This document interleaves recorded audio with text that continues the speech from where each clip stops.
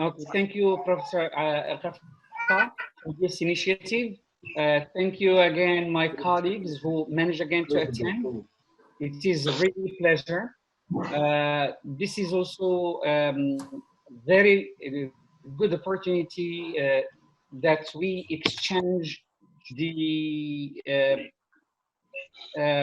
advancements we share with our students again their advancement in terms of their research projects. This is really something that we appreciate. Also, I think because of this technology, we have managed in a sense to create this kind of interaction within a community. And I think feeling to belong to this community is really very interesting. I have also to reiterate my great satisfaction for the Department of English, in fact, the labs. I think we are the most active research community in our faculty. So far, we have managed, just in terms of our lab, we have managed to have at least 5 to 6 activities, and 2 are coming. This is a good opportunity for students. You have to benefit from the sense of engagement of your supervisors, of your professors. These are moments we really appreciate because of the scientific contribution. Then thanks again to Professor Elkarfa for this opportunity. Then I was saying, say, Abdrahim, this is a good chance. This is, again, what the minister has talked about in terms of equity. It is, we are really sorry for those who could not manage to join us because of their confinement conditions, because of the low Wi-Fi connection, because of the impossibility to have even connection. It is really pity for some of us that we are really sorry for them. But surely, inshallah, just after what is called post-colonialism, we will see them again in real life. Then, tabarakallah alaikum, c'est un plaisir. Si Mohammed, thank you very much for all you have been doing, and you will still do for the best of our students. As you said, this is a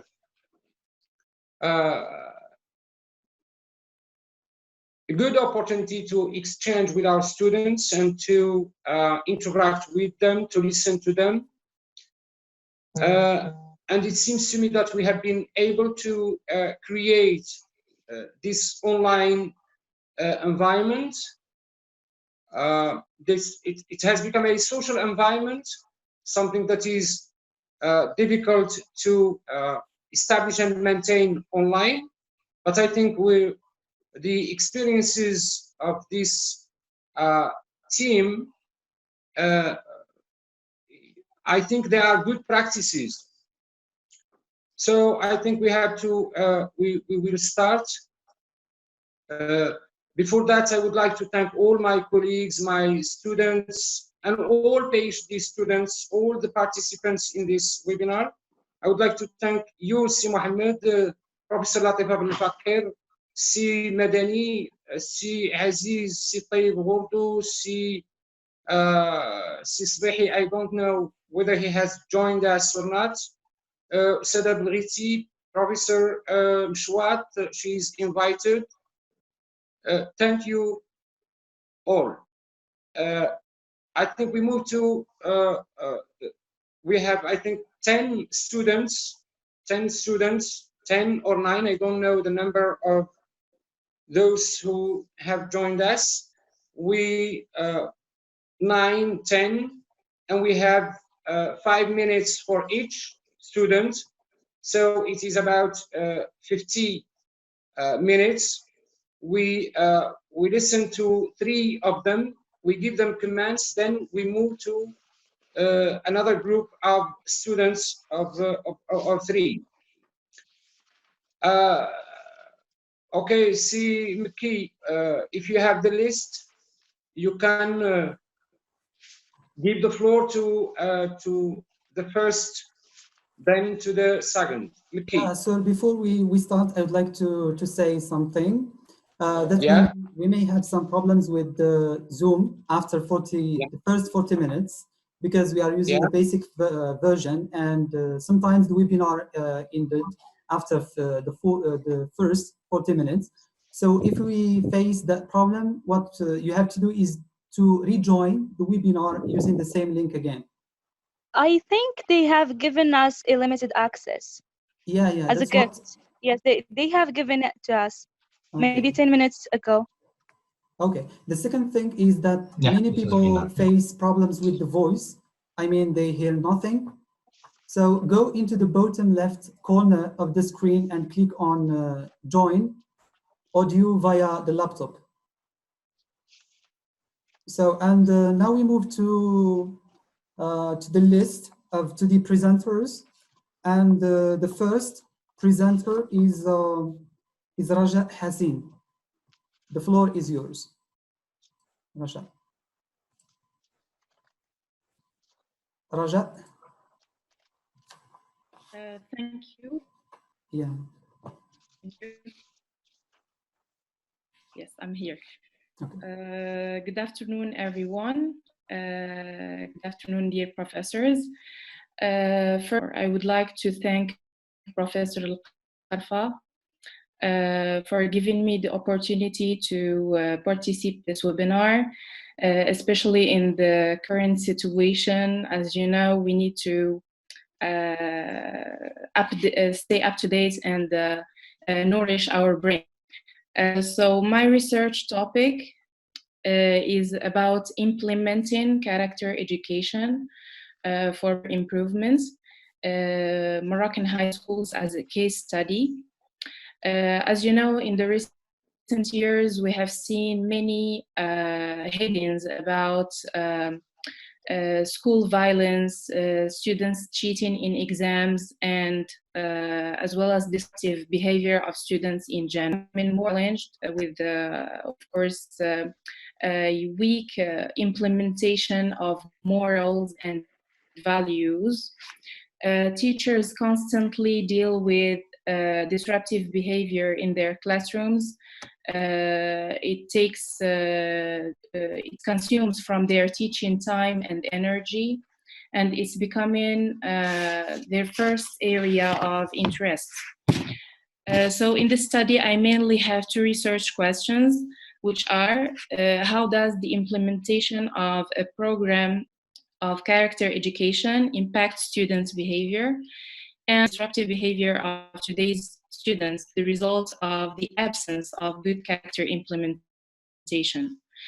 So in order to answer these questions, I opted for mixing both qualitative and quantitative methods of research in order to gain, of course, deep in of the issue and as well as relate data.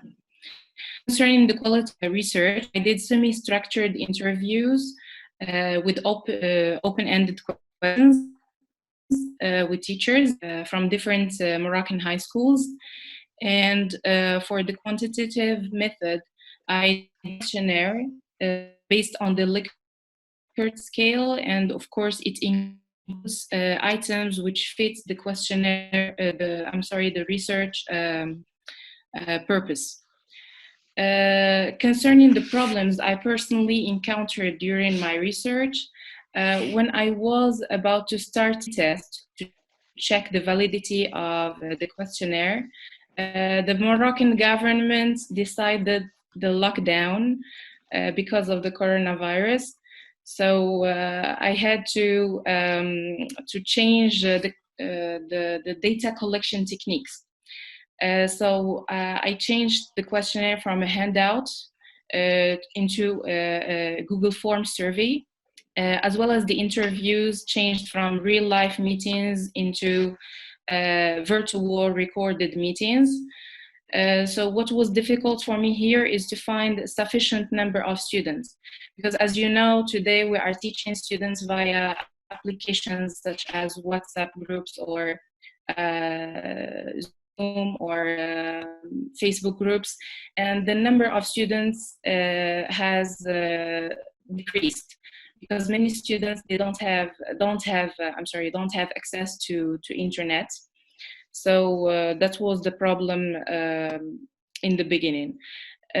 Of that is that I reached students and teachers from different parts of the country, from very far cities, like for example, Lyon or Tangiers or Oujda, because I am in Agadir. So it's very far for me, for example, in order to go to Oujda. And was very representative. I think brief. I hope I covered the main points. And I have one question. Can I ask the question now, or should I leave it till the end? Or Raja, you can ask questions now if you have any question or problem. Okay, yeah. I have one question. Thank you, Professor.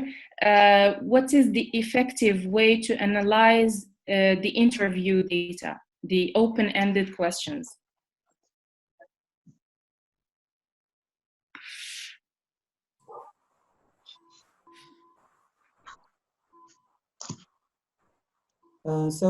Okay, thank you, Raja.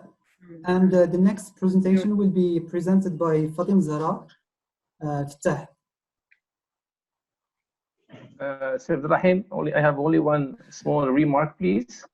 Yeah. If all the presenters can share with us their screens so that we can follow them very well, because making a presentation like this, we will have some problems in following the work in a very scientific way. So I hope that the next presenters will share with us their PowerPoint presentations in partager l'écran, so that we can follow them very well. Okay. Yeah, thank you. Yeah, some of them may not have, but some of them have informed me that they need time to train themselves on sharing their slides on at least one. It's really easy. Just Maki needs to make them co-hosts in the city, and they can go ahead and share their screen. No, yes, I don't think it's a big deal. Just do it, Maki. That's not the issue, because I allowed them to share the screens. The problem is that it's a choice then. Yeah, some of them are using the mobile phone, which is hard to share their screen. It's a choice. Yeah, but we'd prefer that we have the screen shared, because as my colleague has just said, it's going to help us ponder on what you're saying. Yes, you are right, because for me, I'm familiar with the topics and research questions, but at least for my colleagues, some students we are listening to for the first time. Okay. Here's a second tech from China. I'm back in Morocco. There's no longer any Morocco. Yes, yeah? I'm here. Okay. Yeah, we were on vacation, so I came straight. So unfortunately, I did not make a PowerPoint presentation because it's just 5 minutes presentation. So I thought it would waste my time. First of all, I would like to thank you all for this opportunity that would enable us to share with you our concerns and issues about the research. So I'll go straight into it. I'm working on women's political leadership, power, and decision-making, trying to investigate the real power of women once they are elected in political offices. In working in that, I'm also trying to investigate the interference of women in the decision-making process. So my objective is to see whether women have any power as their male colleagues once they are political leaders. So some of the questions that I'm trying to answer are the following. Are women as powerful as men in politics? And to what extent do they contribute to the decision-making process? So far, I have only 2 hypotheses. It goes like this. First one is the power of women in politics depends more on the office they occupy rather than on their gender. The second hypothesis is that Moroccan female politicians are not as powerful as their male colleagues because, first, they are still a minority in the government, and second, they have never been assigned real powerful departments like foreign affairs or the Ministry of Defense. So some of the problems that I'm facing concerns mainly conceptual problems about key notions in my research, mainly the notion of power, decision-making, and leadership, political leadership. So when it comes to power, it is a very contested term. Researchers don't agree on one definition of the term, and they don't agree on how to measure it. For example, Foucault defines it more on a general terms when he says power is everywhere and nowhere. However, when it comes to politics, it's still a contested term. There is no common definition about it. Scholars don't agree on how to define it, but the common definition that we can find in most scholars is that power is about bringing about change. So when it comes to leadership, it's also hard to define it, as there are varieties and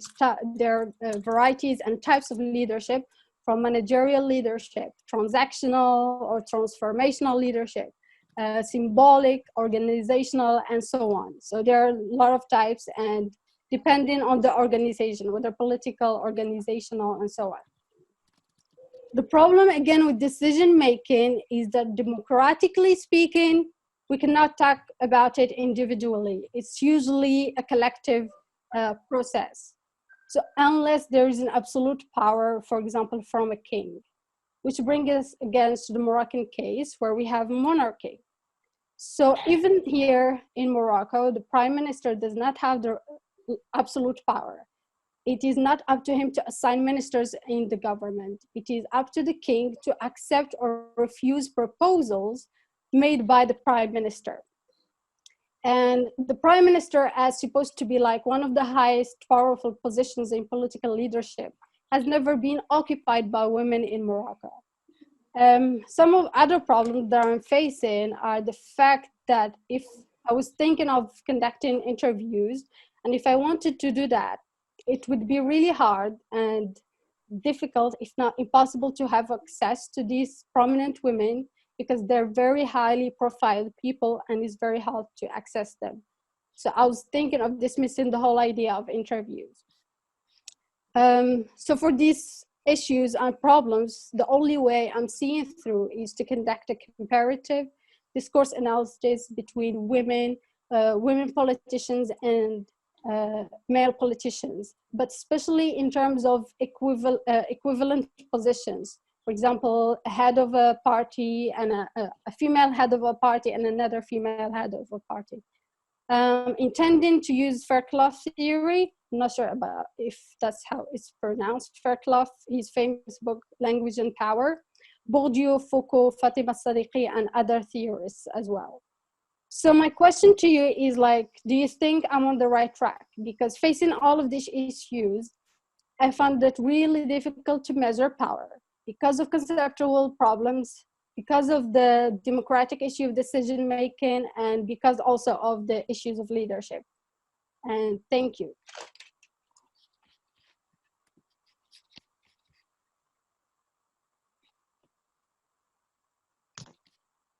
Thank you, Fatim Zahra. Simki, thank you, Fatim Zahra. The next presenter. Yes, the next on the list. Anas Hirali. Yes, I'm here. Yes, Doctor, I'm here. Thank you very much for this. Thank you very much for this event. Thank you for all professors, attendees. It's a great opportunity to meet all, and I think this event falls directly in the issue of my research, which is knowledge sharing. So it's a great opportunity. Mr. Miki, I don't know if you gave me the right to share my screen because I prepared something that I can share with all. Yeah, you can. All right. Okay, there we go. So as I said, this is a great opportunity to meet and to, to share the work that we are working on and the research and the stages that we have reached so far. Well, I know that it's 5 minutes, and the 5 minutes is not really enough for what I've prepared and the things that I have prepared and I'd like to share with you here. So I would like, I will try to be brief and to go directly to the points that are already decided in this webinar. The topic or the issue of my research is enhancing competitive advantage for Morocco through knowledge share, and it's a case study. So this is why this webinar falls directly in the issue. This is an opportunity, or this is an example of knowledge sharing. I'm going to, the things that I'm going to follow, or I'm going to focus on, so a background of my significance of the study, then the statement of the problem, after that purpose of the study, then the research hypotheses, research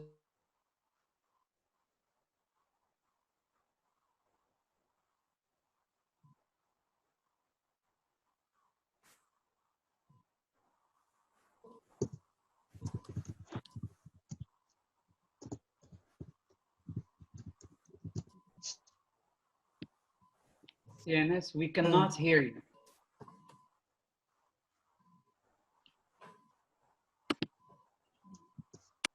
Okay, I think that there was a technical problem. Sorry.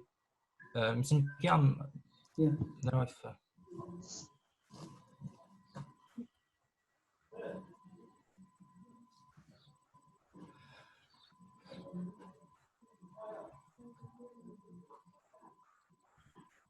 Mr. Nki, I mean, I don't know if I can. If you can hear me or not? Yeah, we can hear you. Professor Go Yeah, go ahead.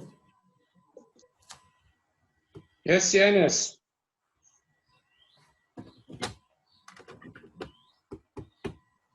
Yes. Yes, Anas. Yeah, Anas.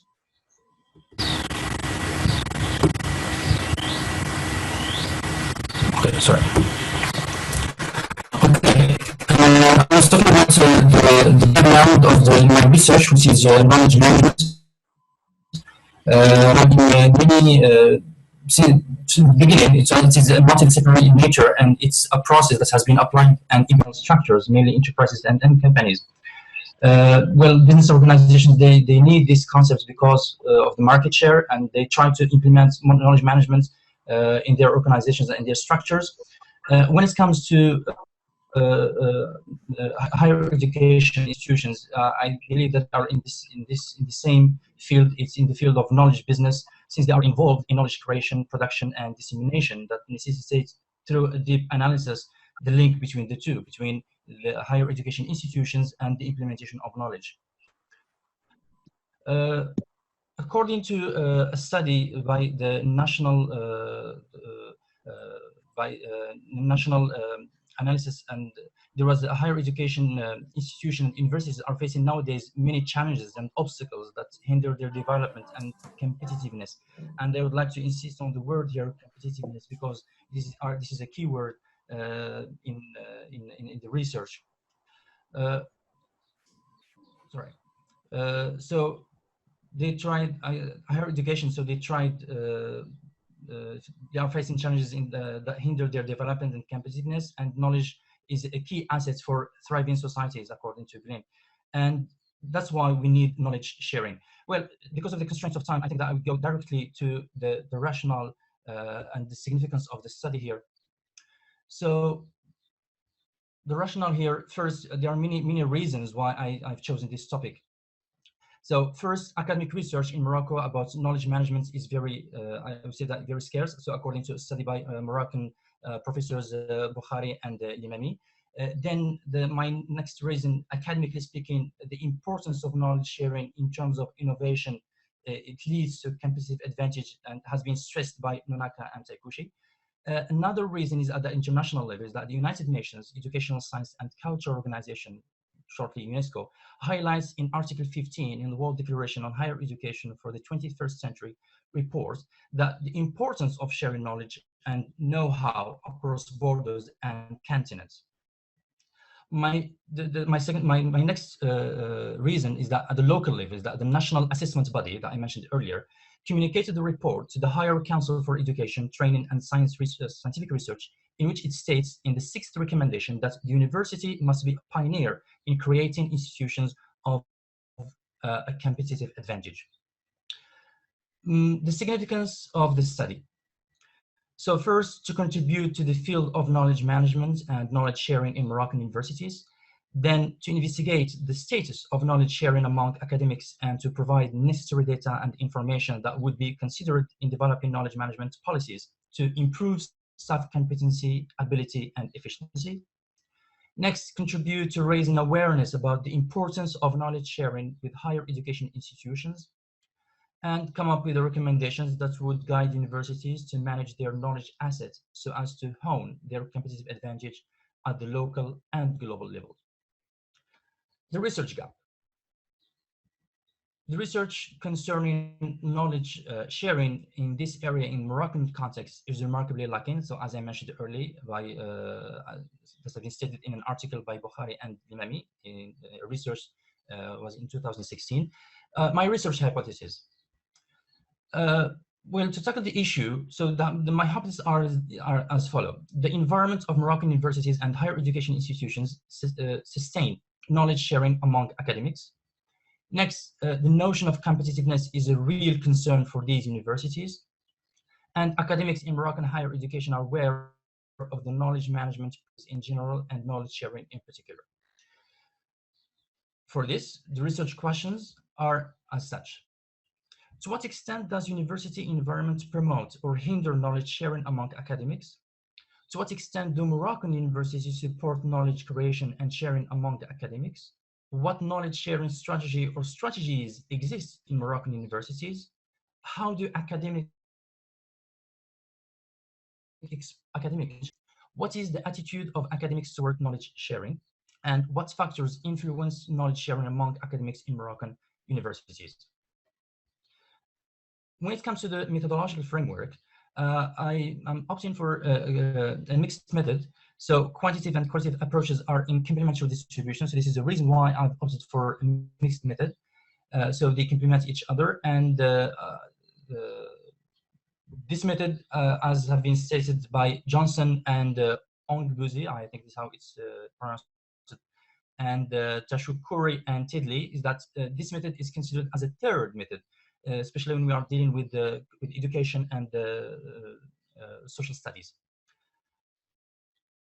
Another reason is that to provide better understanding of the research problem, I believe that mixed methods serve better my case study, and new findings will emerge to further investigate the issue under study.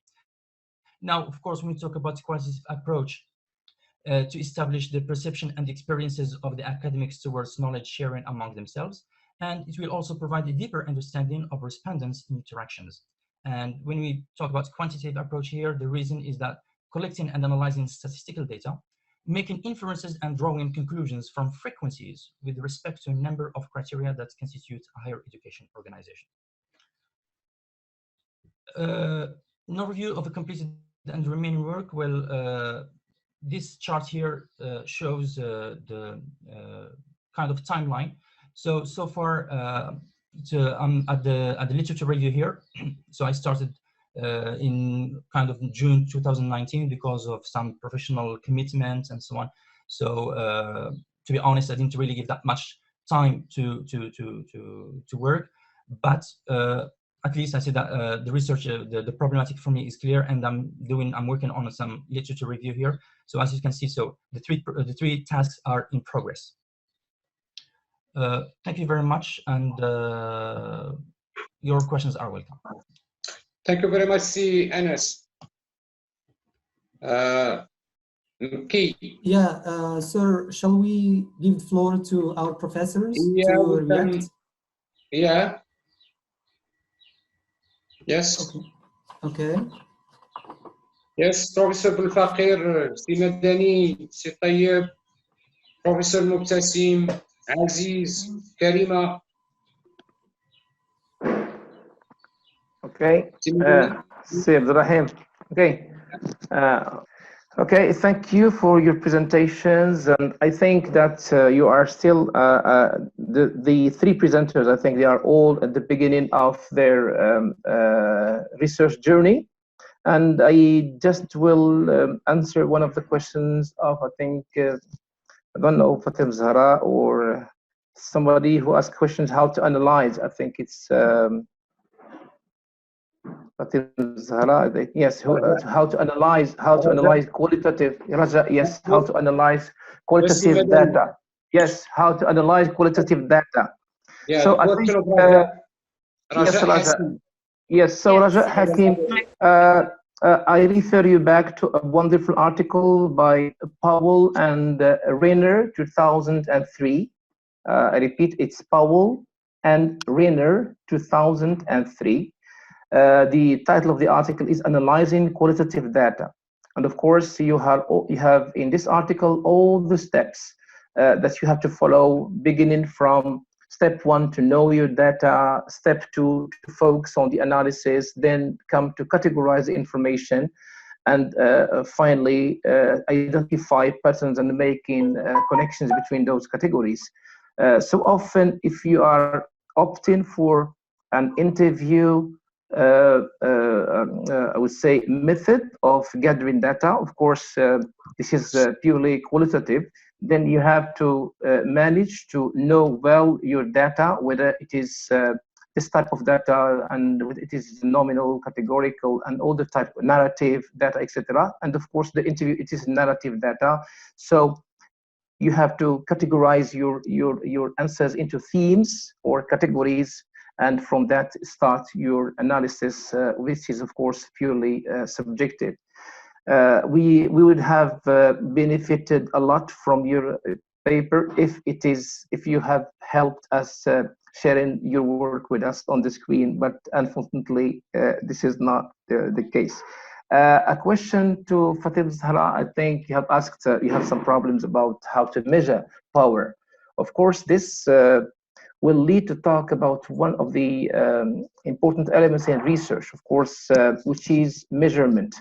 And measurement is not that easy thing.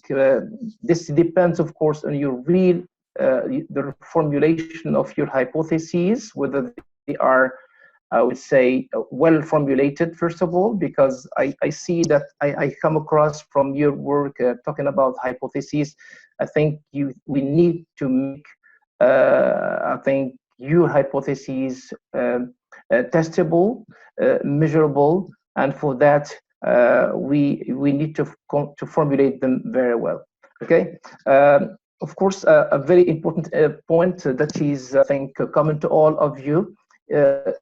We don't try to give hypotheses like that or research questions. They are interrelated, of course. So often researchers give lots of importance to hypotheses first, and the research questions, so often they are used in exploratory studies, exploratory research. What we are doing and what you are doing from the presentations you have presented is, of course, explanatory research. Okay, are doing an explanatory. You are just trying to postulate some problems in which you are trying to find out answers to them. Okay, thank you. Thank you, Si Madani. Can I? Yes, you're welcome, Si Ibrahim. Yes, Si Mohammed. Yes. Then I will start with a general also comment. I have heard that the three, again, presenters, which I really appreciate, to follow their work progress. There is maybe one remark for all, and even maybe for the coming ones. They all complain for the constraints of time. Please, there is a competition called MT 180 secondes. We present the whole thesis in 3 minutes. In 3 minutes. Then you have again to train yourself to present your work progress in the given time. It's not the half an hour time again given to you that is enough for you. We may give you 1 hour and it's not enough. Then the first one, Sambrahim, can you remind me of the name of the first presenter? Raja? Raja Hassin. Raja. I will not take time, but I will give you hints, because again, this is part of the training. We give you hints and you develop your scientific autonomy. There is no magic wand. There is no one analytical tool. There is no one software to analyze open-ended questions. But I will advise you to adopt the approach called theme coding. Theme coding. And the big approach is called grounded theory approach. What we do in that is that we turn those questions into themes. We call them key themes. We assign to these key themes a code. A code could be something you already decided on, and then you turn these codes into an analytical template. If you are thinking to turn qualitative data into quantitative one, it depends.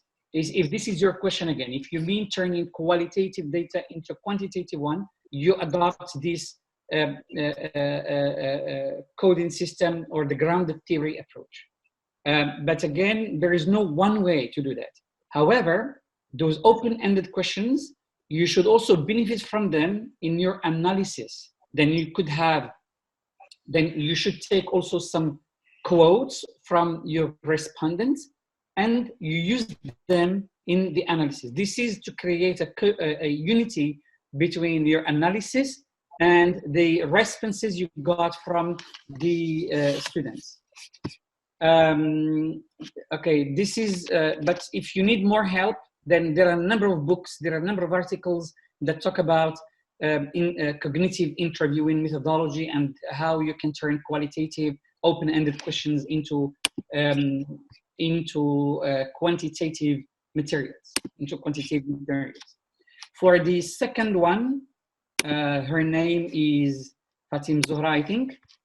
Yeah. Okay. Fatim Zuhra, first, you have mentioned it will be a waste of time to share with us your PowerPoint. It's not a waste of time.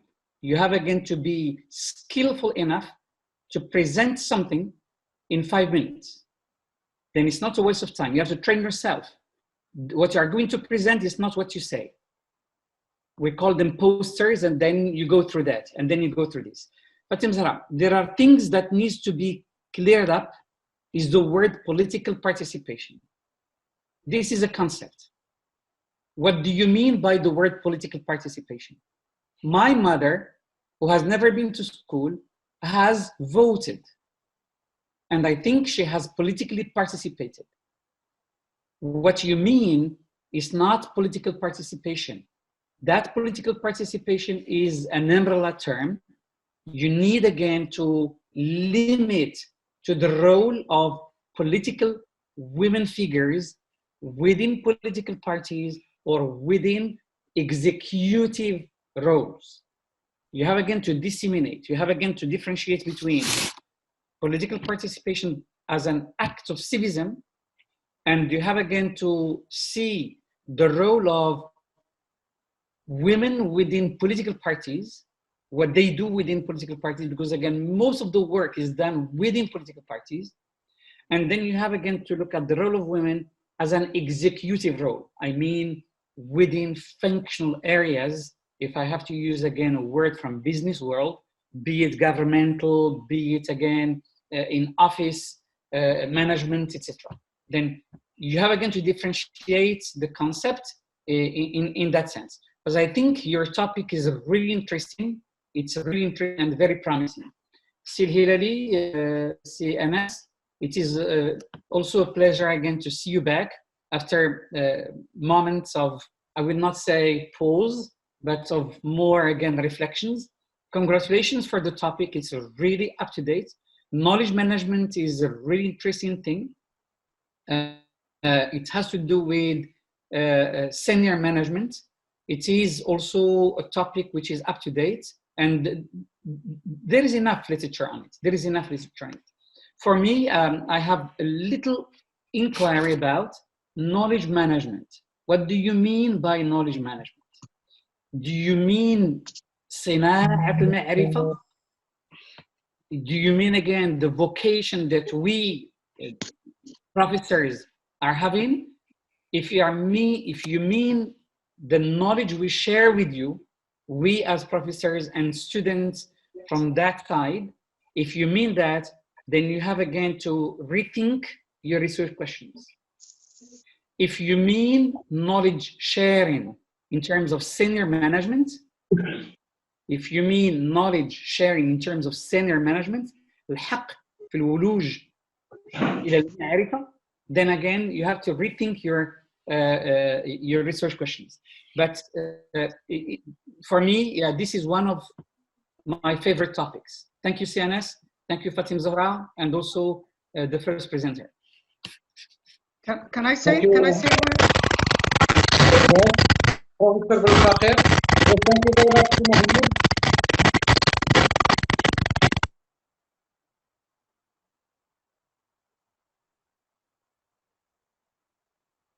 Can I?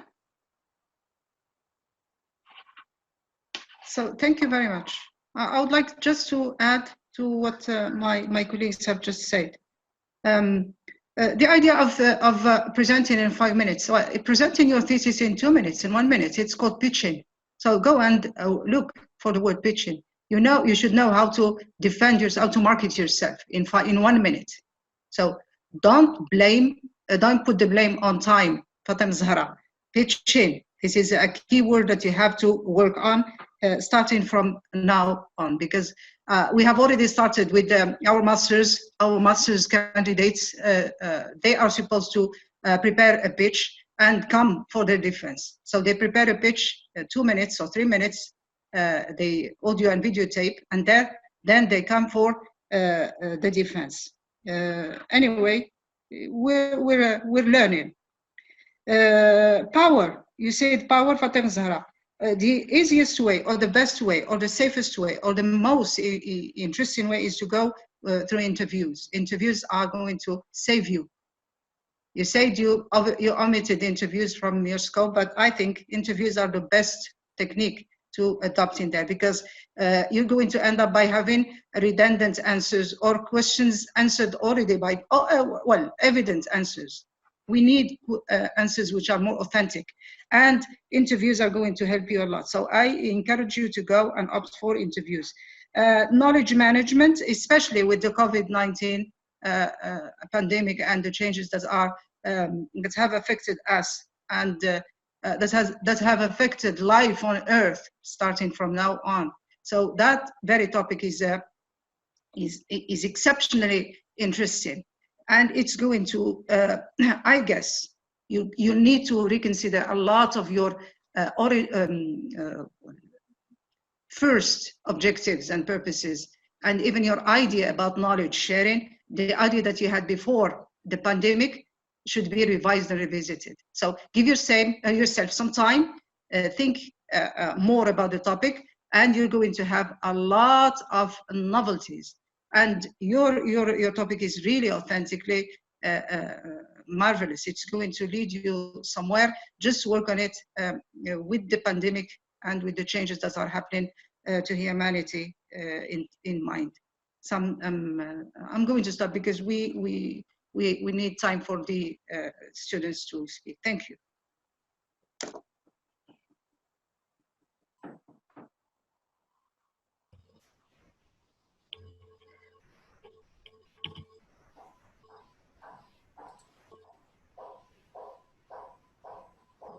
Ibrahim.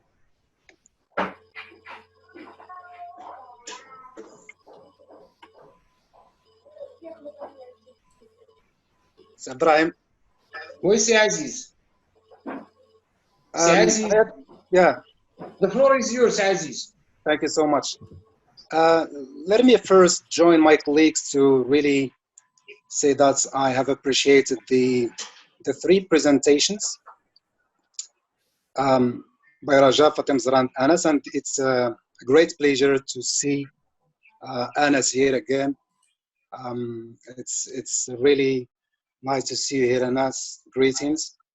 I am more interested and more concerned with Fatem Zahra's research topic, women, political leadership. So this is something very important, but you raised the question of to what extent, or do they have any power when they get in politics?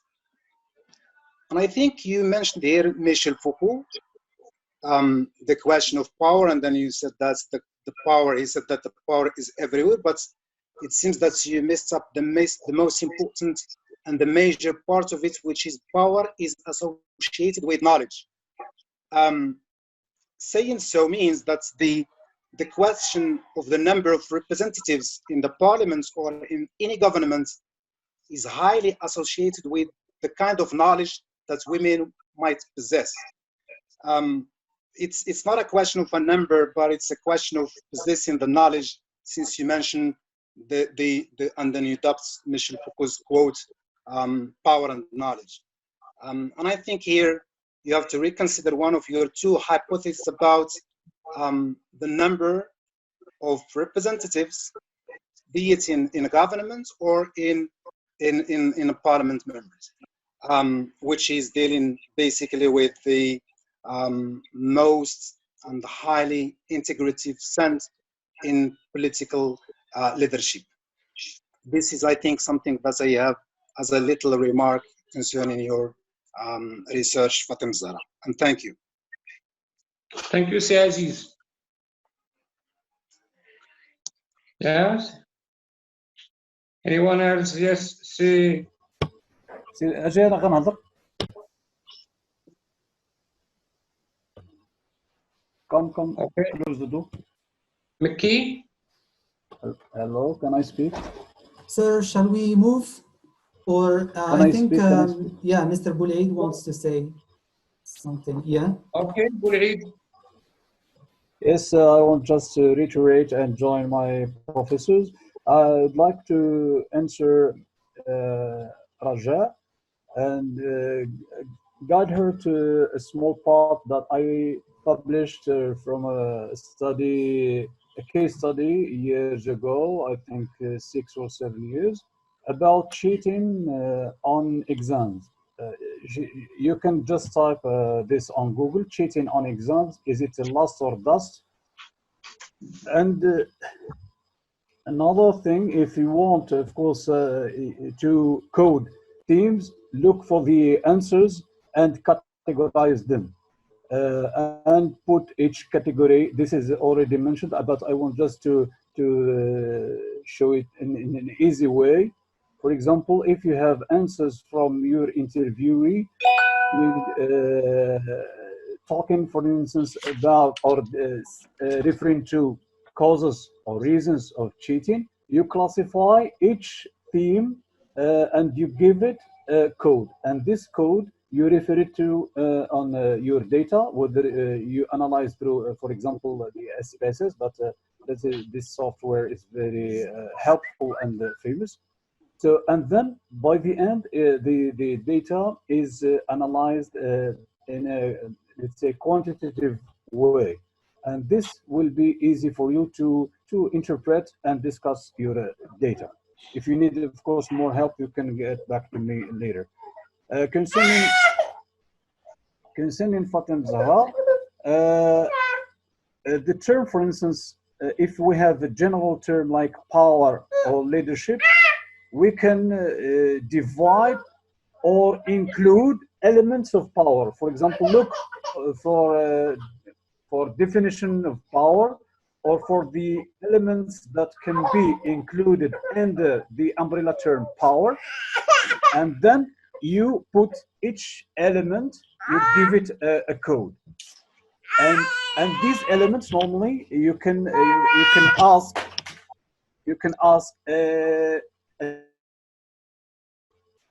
and through the answers to each element, you categorize and you put it, for example, in a separate SPSS sheet, and then you transform. There is an application at the top of the SPSS called transform, and you transform each answer, and this answer is an element of power. By the end, you there is what we call, you transform and you add. You add, for example, answer to number 1, answer to answer, and these answers refer to power. And by the end, you can talk, for example, easily about power. Fuad, Mr. Madani is going to be talking about this next week. Okay, that's he's going to be saying all what you're saying now. Say, Madani. Nice.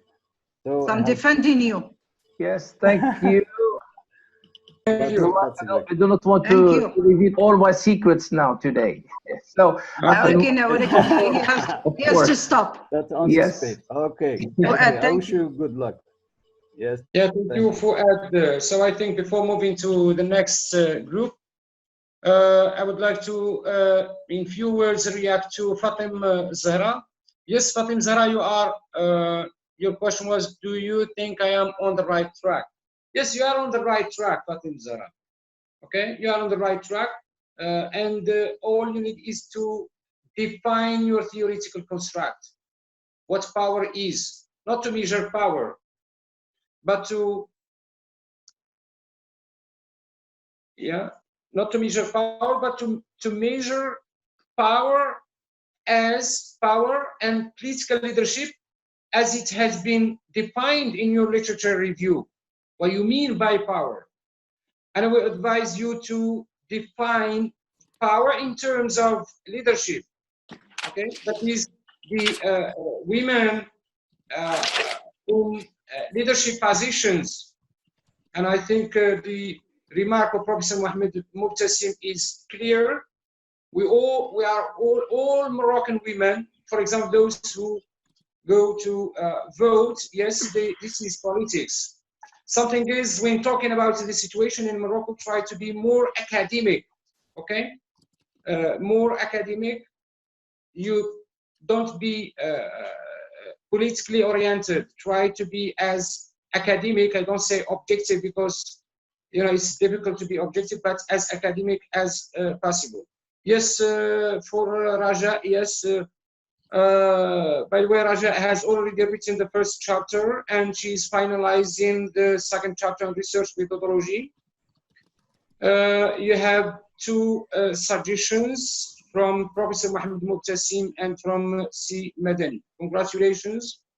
Yes, the topic of Anas, I personally think that it is very challenging, but it is interesting.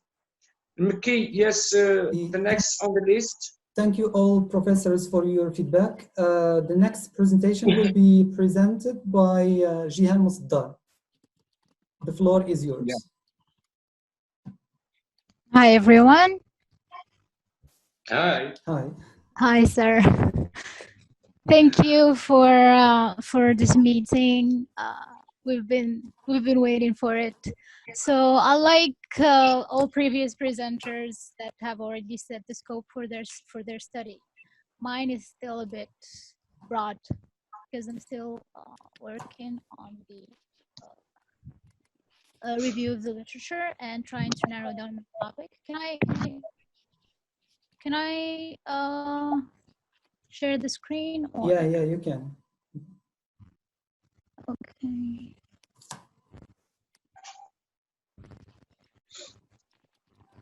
So I'm still generally I'm working on higher education system reforms because that's what I applied for the program with. So far, so I have the review of the literature. I have issues with methodology, and then I've set a timeline for the research. So for the review of the literature, I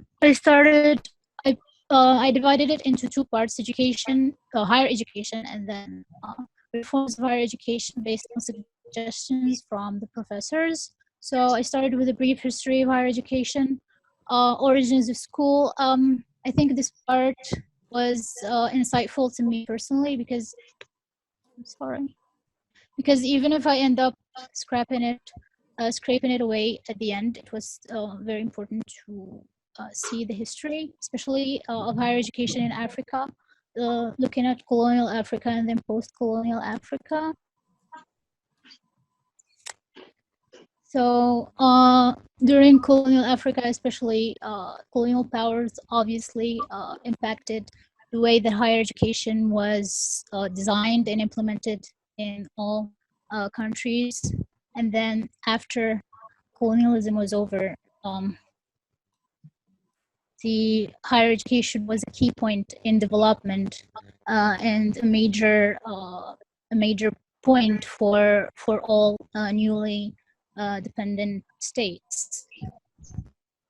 And then I moved to higher education in 21st century. In order to link between the history and what's happening now, I talked about globalization and its impact on higher education, because now, even though we still refer to European or American or British models, we don't do it out of obligation or, you know, with an undertone of colonialism or imperialism, but with an undertone of globalization and trying to fit in with a more global market of higher education.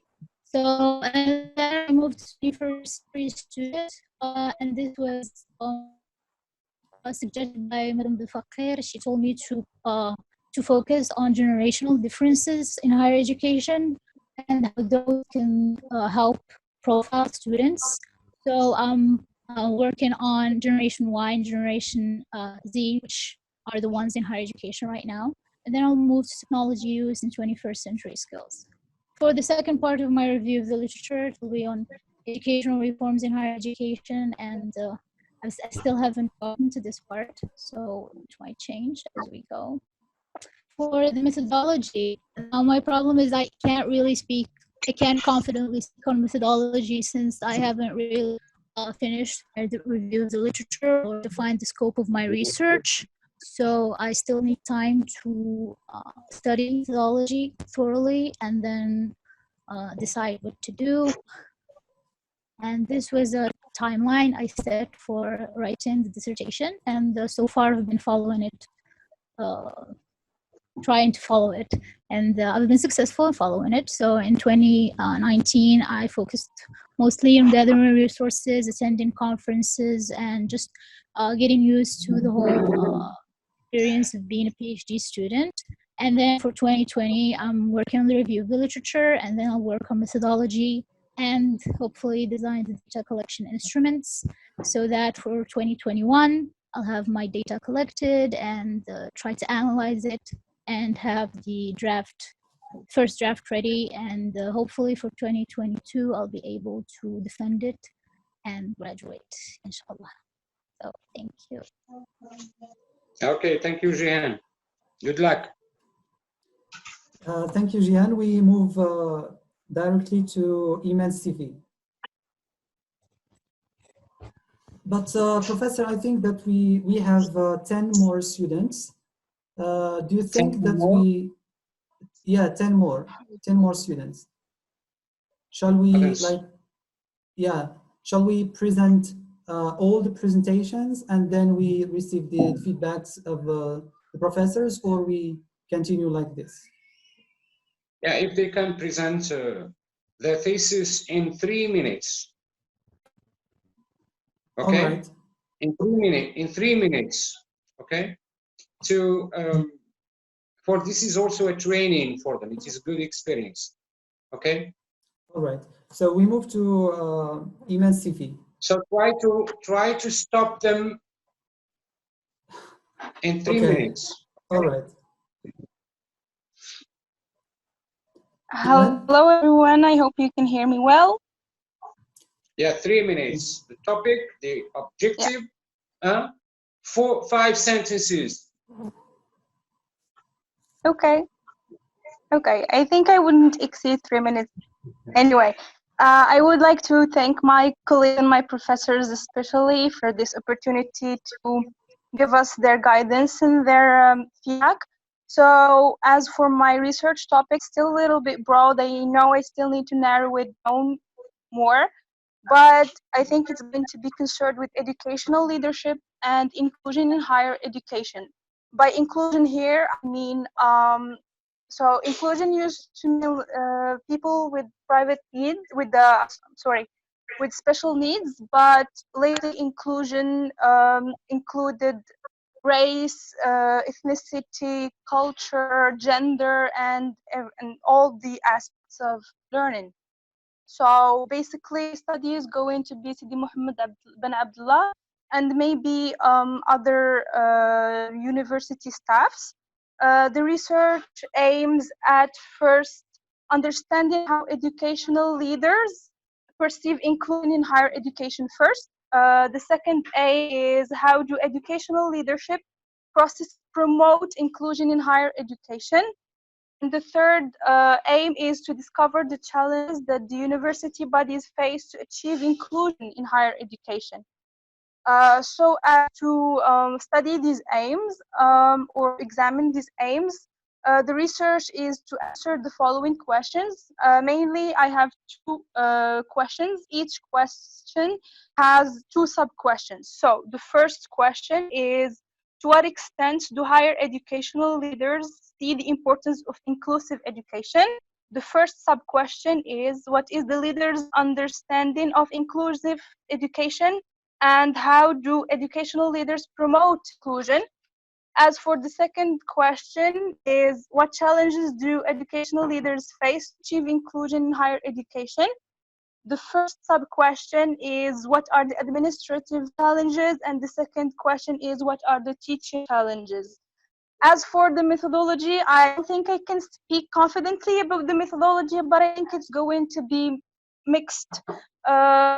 Maybe qualitative approaches and quantitative approaches too, but since the research is basically concerned with the what's and hows, I think it's going to be more qualitative than quantitative data in the research. I know the research is not very well framed. I know I still need to think about it more and to work on it more. And that's why I'm here. I'm here for your guidance and feedback. Thank you.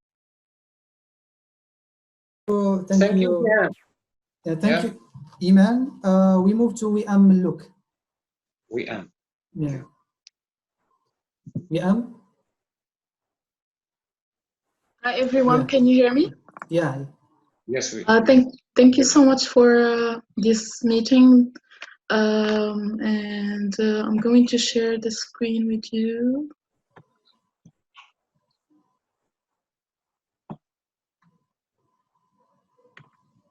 So my topic is about the incorporation of soft skills in instruction in the context of higher education. I'm going to focus on Sidi Muhammad bin Abdullah as a case study. So my work is supervised by Sidi Muhammad Mutasim and Sidi Abdurrahim Elkarfa, and I would like to thank them for their guidance and all the, the support I got. I'm getting from them. So the background of my topic is that many Moroccan students learn English to improve their oral skills. However, when students when students go and get a job, they feel inadequately prepared to interact with others and communicate, even after the development of their linguistic competences in real life situations or specifically in the workplace. So that's why I think tackling this topic is very important, because I think the inclusion of soft skills is very important for improving their competencies before joining the workplace.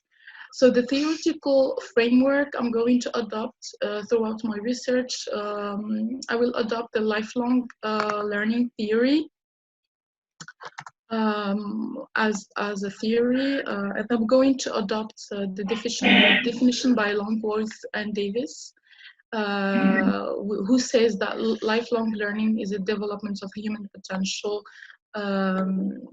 through a thorough, continuously supportive process which stimulates and empowers individuals to acquire all the knowledge they need before they join the workplace. So generally, that's the theory I'm going to adopt. and I'm going to read more about that since I'm still in the first phase of my research. For my research questions, I've added some research questions that were suggested by my supervisors and also by Madame Belfaqir. So how can we define the term soft skills, since there are a lot of definitions by different scholars. So I will try to see what's the most better defining the term soft skills. How can soft skills be incorporated in the context of English language teaching and learning? And what soft skills can be incorporated in the English department program in Sidi Mohammed bin Abdullah? What is the perception of teachers toward the inclusion of soft skills in the curriculum? Because some teachers may be open to that, and some others may think that it's not, it shouldn't be included as a part of the curriculum. Also, what is the perception of students toward learning soft skills as part of their curriculum? And one of my things that I really want to focus on also throughout my research is the inclusion of Model United Nations simulations. So these are kind of activities that we can incorporate in the classroom to give students the ability to interact with their peers and also discuss real life situations that they face in the workplace, that they may face in the workplace, that they expect these problems before they join the workplace.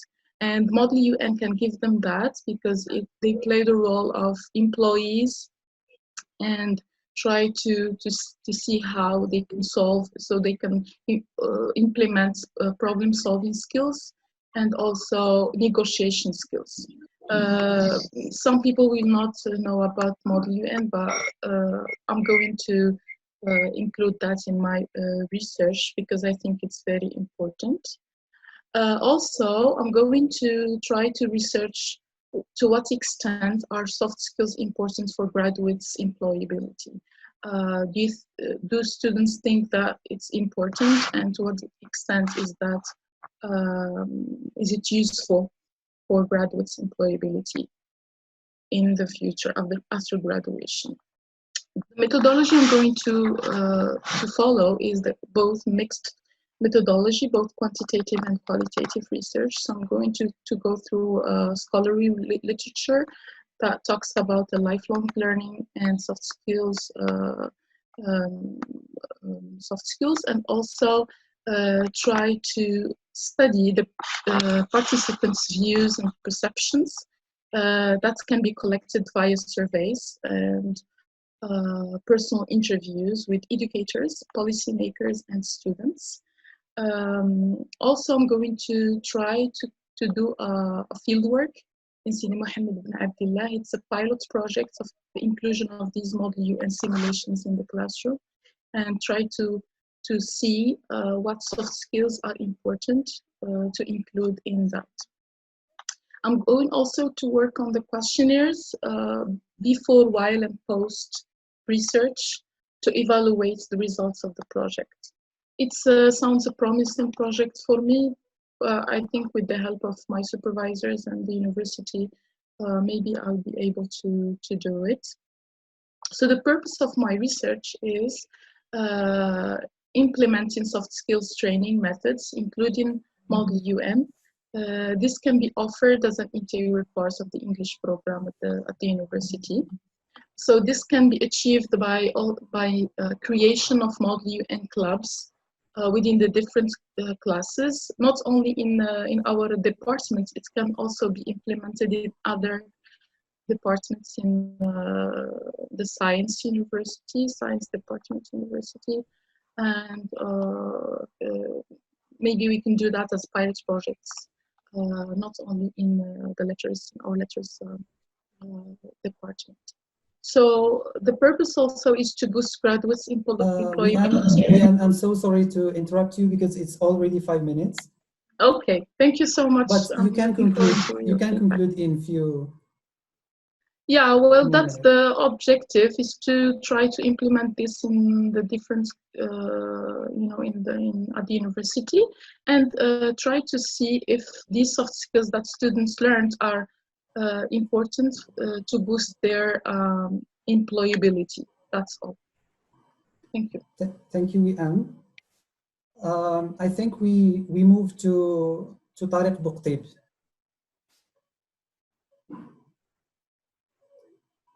Tariq? Yes, sir. Luki. Yeah? Yes.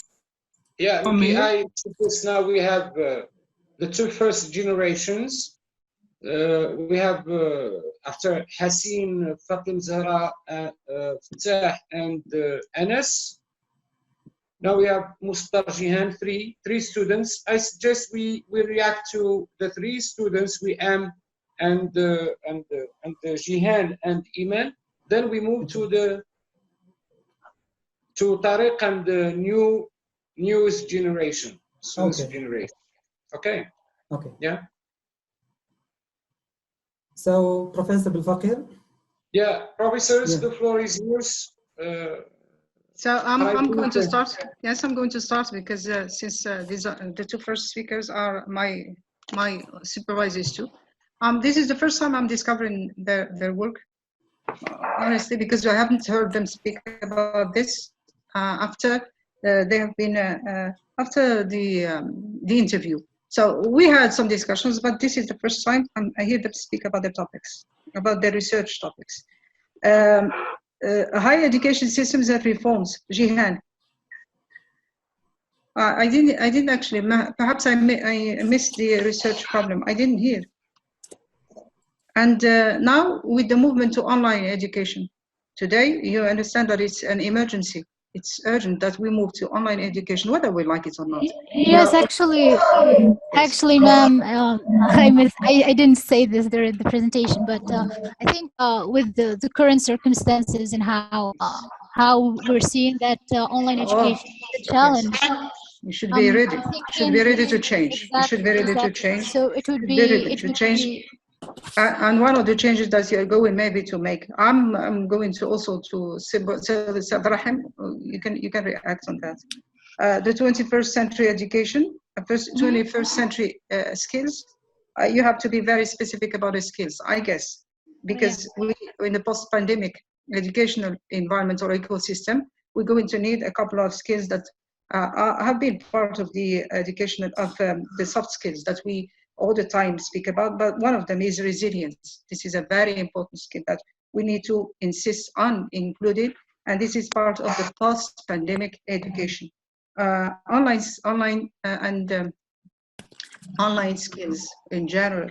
They could be technical, they could be social, they could be communication, collaboration. All these, you call them online management skills, maybe. You did a good thing to just went to and discovered something about the generational differences in higher education. You understood that it's now because we are talking about generations, and I talked to you. I remember I talked to you to this about to you about this. It's behaviors of whole generations. We know more we're no more skeptical about this. We understand that it's generation behaviors. It's good to know that you spoke about Generation Y, Generation Z, and the next generation. You omitted it, Jihan. You have to go and check on the last one, which is the iGeners. The iGeners, it's the youngest ones. They are already in. They're already close to the university. So we need to know them. We need to be in good terms with those guys, because they are especially different from the Zers or the Generation Z. So remember that there are certain skills that you have to insist on in the post-pandemic education, because we need to be up to date. And the generations, there is one generation that you missed out from your consideration, which is the iGeners. And from now on, I'm going to rely on Saad Rahim, because he knows more on that.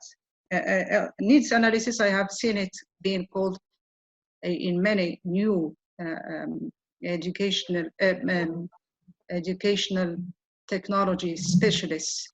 I heard it many times being referred to as audience analysis. Today we refer to needs analysis of students as audience analysis. So they're equating it to market and marketing research. So this is a big question. I'm going to encourage you all to work on this and test and see whether you agree or disagree. I have my doubts on that, but I heard it and I saw it written many places. I wanted you to know that and go and check the business vision of education also. That's for Iman. Iman, I actually, you suffered. Iman, where are you? Yes, I can see. Yes, ma'am. Hazel, you hazed her. Like in the army, you made her speak for 3 minutes and she already didn't have anything to say, and in 3 minutes we didn't get anything. Iman, equity education, this is very important, a key concept also that you have to include in your analysis or your consideration. Equity education. It's also a topical issue in today's revised educational ecosystems. We now speak a lot about equity education. I heard you say that it's your research questions are all good. They're good as long as they are you can answer them using the methodology that you're saying. You adopt the quantitative. You ended up by saying qualitative, Iman, at the end. Because I'm trying to study the what's and hows of inclusion in higher education. There's going to be quantitative data, but I think the study is going to be more qualitative. Yes, it's basically qualitative. How and why, more than what? How and why, more than what? I think it's basically qualitative and secondarily only quantitative. If there is any numbers or figures, it's just to support your conclusions that you have got from a qualitative analysis, I guess. We need to talk about this, but it's a good start. You go on with these elements and you go and read about equity education and you go into, we can meet later on. I already heard you speak about your topic. I guess it's a good one, but I am going to repeat what we told you in the interview. If you remember, we said that UN model, we appreciate it, it's good. It was part of the title in your in the research proposal that you came you came to defend in the interview. It was in the title, the UN model, and we encourage you to exclude it from the title. But now it's not in the title, but it's basically in the content. Now it should go back to the title. Okay. I guess that's clear. My point that's of view clear.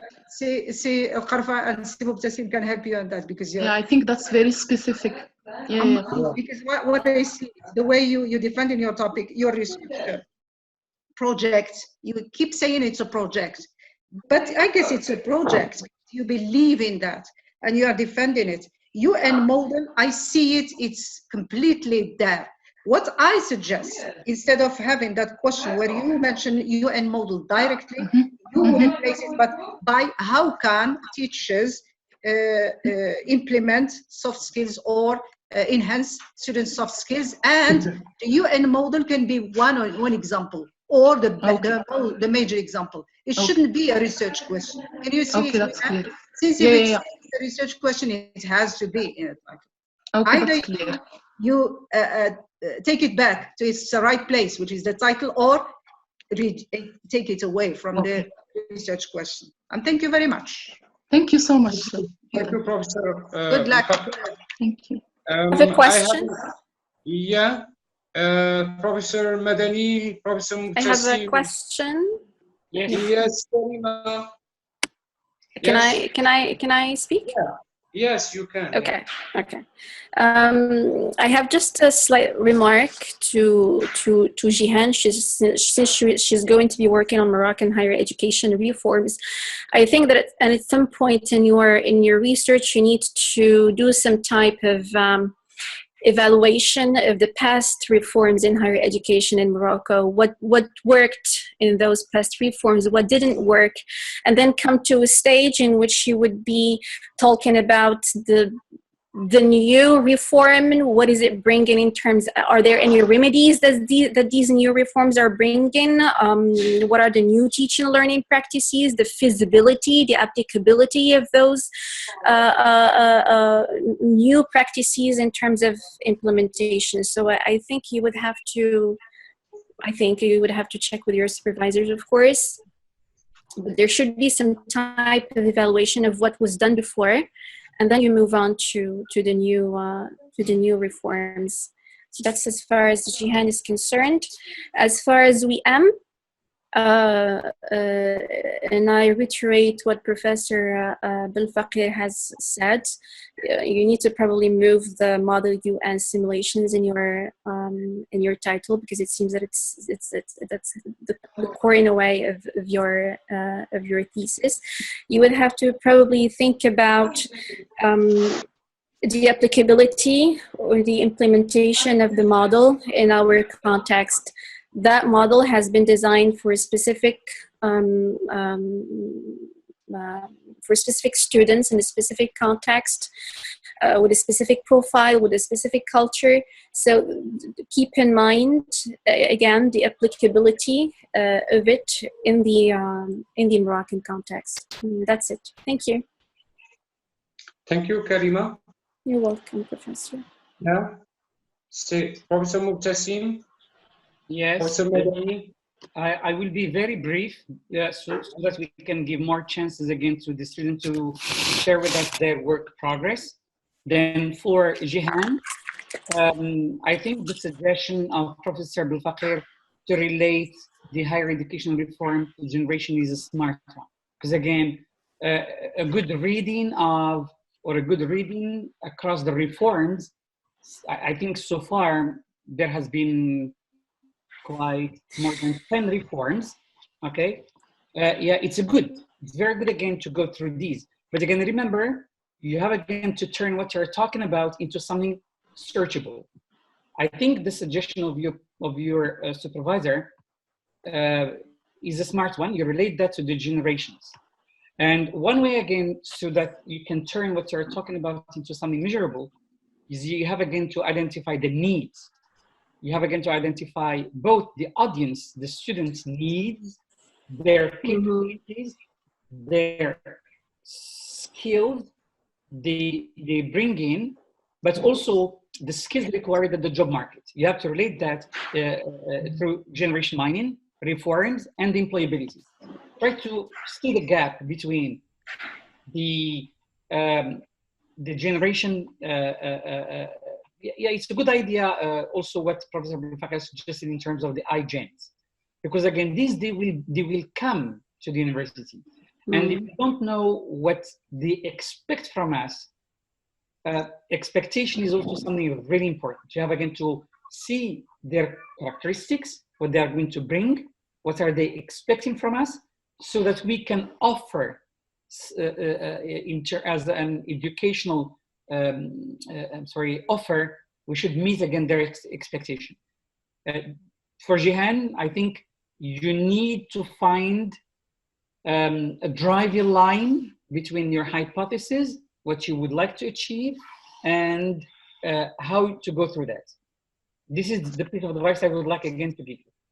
Then, go through generations, see their characteristics. This is something measurable. Look at their expectations and needs. Look at the reforms. Maybe a longitudinal study of these is really interesting, but look at the soft skills, especially the new reforms to be implemented now in 2021. I think you are very fortunate because again, you will start your work with the launching of the new reform. For SIFI, leadership in higher education, I might have missed the title of your, I have read something like leadership in higher education. This is too broad as a talk. No, it's educational leadership and inclusion in higher education. Excellent. In that sense, this is exactly what I wanted to achieve. Then you would like to work on academic leadership and the inclusion property of leadership. Yeah, this is very interesting. This is very interesting. I really like your research questions. However, you need again to determine again your targets. You have again to determine how we are going again to deal with your data. It seems you are still shaky in relation to that. Yes. For me, look. For WM, I have already reacted in person in one of the visits she made to my office. And I think now it's better. I remember again, the remark I gave her with Professor Ibrahim is that the United Nations model is very good, but again, how we can turn this into something searchable. Yeah, I'm really happy now.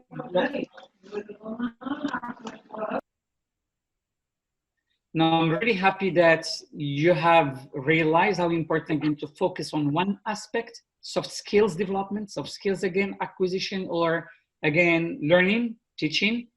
Yeah, the United Nations model, should it be in the title or not? This is something we will decide on, me and I would say Rahim, maybe towards the end. What I suggest for UAM is the United Nations model is a good, feasible, again, tool, but we cannot apply it to all subjects. Then take some time, think how we can apply the UN model in one or two subjects the students are having, and then try to see how that implementation of the United Nations model in that specific subject has really impacted the soft skills, unlike another group of students who have not benefited from the same model. That's good. Yeah, that's what I was looking for. Yeah, I have to. Then you need to focus on, I would say, one subjects X, A, you apply, we will do this again to give you a teaching class so that you can apply the United Nations model in it. And then we will compare in collaboration with colleagues. Could you turn your mic off, please? Then this is what I'm doing with TSMCT. We will give her a class, and we will give you a class. You apply again the UN model, and then in collaboration with other colleagues, again teaching the same course, but it's a different group, we will be comparing again the two groups in terms of the results, in terms of the soft skills, again developed through two different models. Thank you. Thank you, Si Mohammed. Yeah, anyone of my colleagues? Hey, Si Mohammed, Si Ibrahim. Okay, I will be brief because we need to give more time to other presenters to make their presentations. I just want to add, well, something. I really appreciate the topics, by the way, soft skills, new topics that are attractive, grabbing attention, debate, and they are worth examining, of course. Just a small remark to Miss WM Melouk. I think she did a good job in the literature review. I have just want you to think about, because once we finish literature review, we feel that our mind is fresh and clear about postulating the research questions and the hypotheses, because this is, I think, the stage where you have to think about your hypothesis. Because give good hypotheses or research questions unless you finish the literature review. This is the stage that you have to think about. So think about this, look, that now it should be clear in your mind what you like to, to do, to conduct, research exactly, insofar as your hypotheses and research questions are concerned. Thank you. Thank you, Si Medani. Yeah, welcome to the Yeah. Okay, so I have few words for the three PhD candidates. Yes, for Jihan, indeed, all of you are lucky because we are at moments of change. Yes, I think for Jihan, do your best to be in time. Yes, Jihan, reform and educational reform in particular has become a very interesting discipline. So try to do some readings about, serious readings about this discipline, reform in education. Okay, because there are different scenarios, different approaches, different policies, etc. Okay, so try to define what reform is. Then you move to the Moroccan context of reviewing different reforms that our educational system has gone through. Yes, for Iman, yes, Iman is, I think, is a good example for the moment. At least this is how I think. She's going step by step. She's not thinking of the, she started about leadership, then she moved to talk about inclusion, and we had a discussion. Okay, so she's reading and getting lost. So then she goes back to the track. Yes, why this introduction about this is an introduction to what WM has presented. Yes, WM first. We have to repeat, and here I join Professor Belfaqir and Professor Mutassim. This is not a project. This is a thesis. It is research. It is academic research. Okay. It is academic research. Yes. WM, you mentioned lifelong learning. You mentioned lifelong learning as a theory. Soft skills. So many very complicated and complex concepts. My advice is that you start reading about one of them. What is lifelong learning? Yes, once I remember I suggested that you do some readings on lifelong learning because it helps in your case. Because lifelong learning is a mission of education in general. It is a strategy. It is a pedagogy. Okay, so it is an umbrella term. Okay, an umbrella. Do some readings. Try to define concepts, because unfortunately, many students don't think of construct validity. Yes, they may read about reliability and validity in general, but construct, that is concepts, are very important. Soft skills, you are not required to define what soft skills are. There are so many definitions, but you have to read as much as you can and find your position, your own position. And just the last advice, yes, for WM, your rich experience, or at least don't let your rich experience, as I know this, and expertise to be a constraint. Okay, to be able to try to make use of it. Don't think of the end of the project of your suggestions. You may have one chapter presenting and discussing recommendations for policymakers to inform and to incite policy making and decision making. But for the moment, try to focus on the theoretical ground. Okay? Thank you. Yes, Miki, the next three. Thank you, Professor. So we move to Tariq Boukhti. Okay, very quick. Yeah. Very quick. Yes, sir. I have just shared an article, an excellent article on lifelong learning, because again, this is very recurrent. Please pay attention to what I'm sharing. Okay. Yeah, I downloaded it and I will share it on the WhatsApp group with my friends. So Tariq Boukhti. Yes, thank you, Maki. Can you hear me fine now? Yeah. Okay, thank you, Miki. It's really nice seeing and joining our professors, and most importantly, receiving their feedback. Very briefly, and I'm sorry I can't share the screen because I'm using my mob.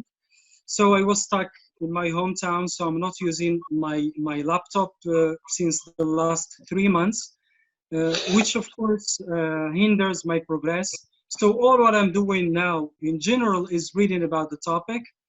Briefly speaking, my topic is about the challenges and prospects of socio-educational integration of Sub-Saharan migrants children in Moroccan public institutions. In Moroccan public institutions, of course, educational institutions. So I'm talking in my research about children, not adult migrants. I'm talking about their children. So of course, thanks to the new migration policy, as you know, in Morocco, that was adopted officially in Morocco in 2013. So migrants, children, Sub-Saharan migrants children have of course the right to access to education, and most of them, so since 2013 till now, most of them are still studying in primary school. So I'm working on primary school students. So this is my population. And for the research questions of my topic, very briefly, some of my research questions are, yes, I'm sorry. What are Morocco's new migration policy, main recommendations and proposals? What are the main reasons behind Morocco's new migration policy? And those are general questions. To what extent the situation of Sub-Saharan immigrants is being affected or ameliorated by the Morocco's new migration policy? What are the attitudes and perceptions of Sub-Saharan migrants towards the implementation of the new migration policy recommendations and decisions? And to what extent Sub-Saharan immigrants are provided, of course, Sub-Saharan migrants, children are provided equal and free access to Moroccan public schools? And what are the challenges facing those children? And I'm still undecided concerning the population. Next year, inshallah, moving to Tangier. I will be teaching in Tangier. And according to some statistics, Tangier will be a perfect destination for the population. And I'm considering also Rabat to work. I'm also considering Rabat to work on those schools in Rabat and also Tangier. But I'm still confused. I'm thinking of including Fes and omitting Rabat. But apparently Rabat has got the highest number of Sub-Saharan children attending school. So this is my, of course, beside other questions, this is the most crucial point that I'm confused about now. And I'm asking my supervisor, Dr. Abdurrahim Elkarfa, concerning this. Should I include 2 cities? Is it enough for such a topic to work on Tangier, since I'm having the accessibility there next year, and Rabat, and exclude Fes, or to include Tangier and Fes? And thank you so much. And we move quickly to Tisam Taibi.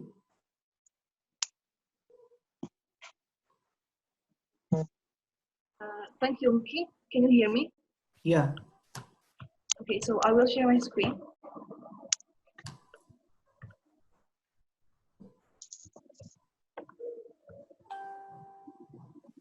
Can you see the screen? Yeah. Okay, thank you.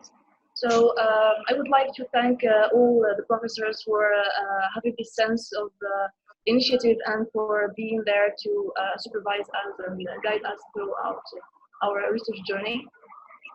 So my topic is an investigation of the relationship between teacher leadership and school effectiveness.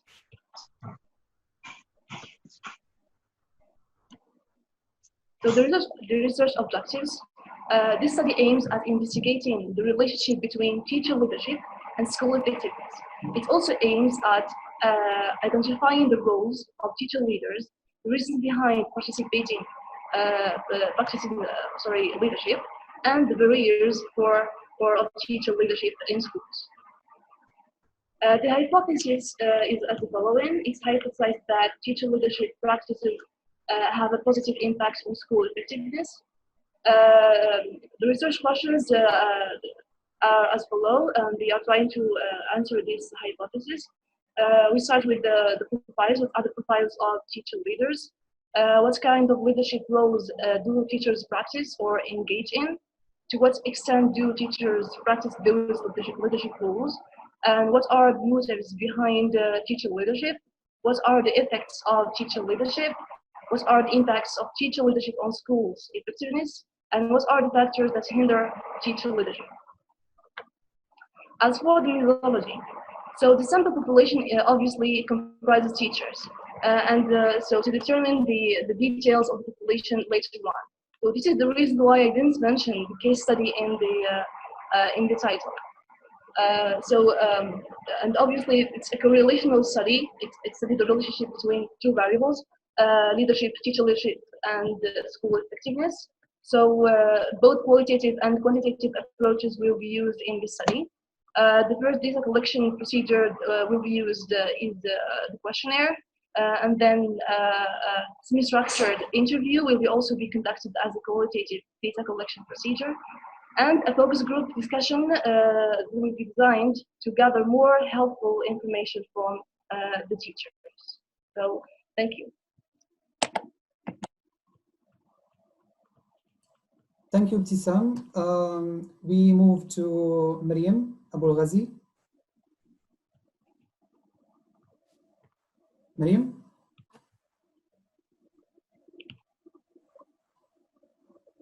Can you hear me? Yeah, now it's here. So thank you, Miki. So I would very much like to thank all my my professors for their valuable feedback. So my topic is about leadership for quality assurance in higher education.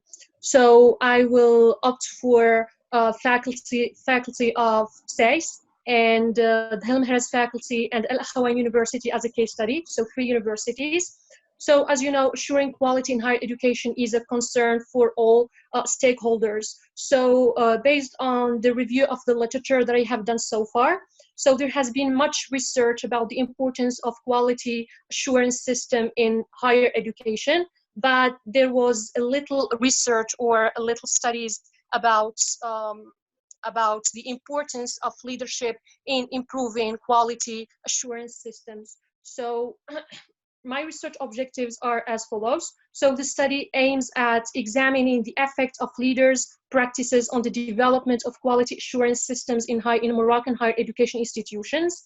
So it also aims at analyzing or understanding the key dimensions of quality in higher education and analyzing the mechanisms used by higher education leaders to assure quality in higher education. So as you know, the term quality assurance system is vague. So we need to first to define and to know how these higher education leaders understand and perceive and address the term quality. So I have mainly 4 research questions.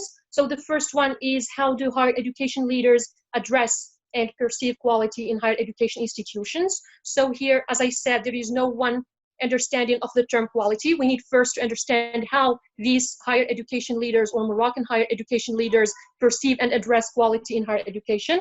The second research question is as follows. What are the kinds or what kinds of quality that are continuously assessed by higher education leaders? So when we say quality, of course, we mean teaching, we mean staff, we mean the quality of teaching in general. So we have to shed some light on the quality that is continuously assessed by those higher education leaders. The third research question is, what are the mechanisms used by higher education leaders to assure quality in higher education? So here I'm talking about the mechanisms of quality assurance systems, because there are some systems of quality assurance that higher education leaders follow in order to assure quality. So I'm going to investigate those mechanisms and what are the styles of leadership that are applied by higher education leaders to assure quality in higher education. So here I want to investigate the styles or the forms of leadership. It means I will integrate the two areas and the two fields, which are quality assurance and leadership. So as for the methodology, I will use a mixed method, qualitative and quantitative approach. And throughout the use of the questionnaire and the use of the interview, I'm going to answer my research questions. And concerning the sample population, I will opt for the non-teaching staff or the academic leaders, including heads of departments and deans, etc., if of course I have access to them. And also I will include teachers' perspectives, because this sample population, which are the university teachers and leaders, are the ones who are going to be involved in the process of leading, as well as the process of witnessing the changes. So thank you so much. That's all, and I'm still doing my reading on my topic. Thank you so much. Thank you, Miriam. So next presentation will be presented by Fatna Mahfoudi. The floor is yours. Hello, am I well heard? Hello? Yeah, go ahead. Okay, thanks God. I was trying from the beginning. First of all, I thank all my my teachers, all my professors for this opportunity so that we can share our ideas. So let's get started. So my research topic is about effective leadership in the Moroccan public educational sphere, prospects and challenges. Okay, first of all, let's start with our objective or research objective. So the aim of this research is essentially identifying the extent to which principals and teachers demonstrate leadership roles across public schools in Morocco, okay? And then we have the focus is twofold. The leadership theory adopted in the public educational sphere, and to what extent it is effective, or to what extent adopted an effective way of leadership can lead to school effectiveness, okay? So my research hypothesis is as follows. I have two hypotheses in this research. The first hypothesis is it is assumed that effective and purposeful leadership results in school effectiveness. Okay. The second hypothesis is it is also assumed that school effectiveness is more likely to be attained when leadership is distributed among members of a given institution.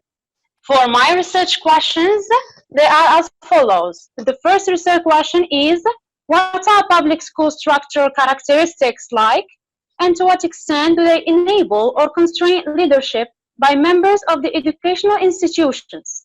Okay. The second research question is, what are principals and teachers' leadership behaviors like, and to what extent do they exhibit agency to improve learning school-wide? The third research question that is presented in my thesis is, what role should a leader play to improve the learning and teaching processes? Does distributed leadership have a positive effect on the students' performance as well as the school's improvement as a whole? Then we have the fifth question is, are there any incentives and training for involvement in leadership? The last but not least question is, how do teachers perceive their principals and colleagues' leadership behaviors?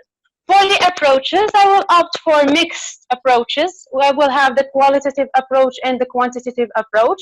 The qualitative approach, of course, will be based on interviews of principals, teachers, and students, and the ones at the top, like the headmasters or the dean, etc., if I have access, of course. Then we have the quantitative approach, will be about questionnaires distributed to members of institutions.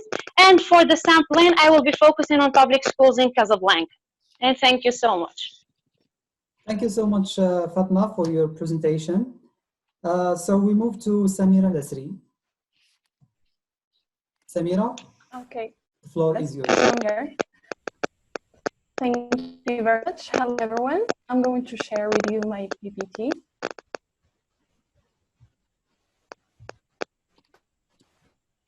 Okay, so my topic is about the teaching and assessment of critical thinking skills and speaking, the case of Moroccan AFL University undergraduates.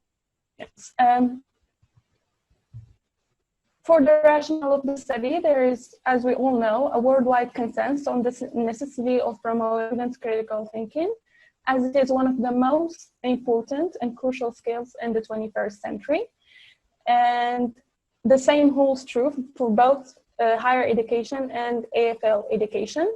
However, in the Moroccan AFL education context, the development of critical thinking skills and speaking can be quite challenging, because speaking in an academic context entails that students have to examine critically the proposed ideas and arguments, and also have to express their ideas and justify them and evaluate them in a critical ways. However, those students, most of them, fail to do so.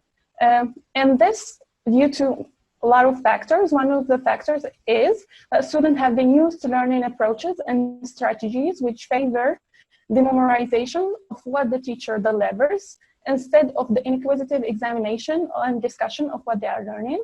Another factor is teachers and students' perception of what critical thinking is.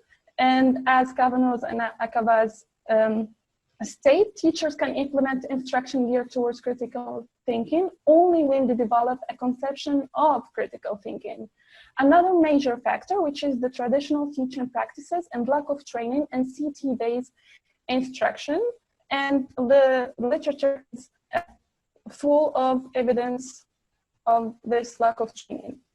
For the significance of the study, it is high time to start implementing instruction-based critical thinking, because it could improve thinking and overall student success. It also aligns perfectly with the requirements of the new bachelor system of education.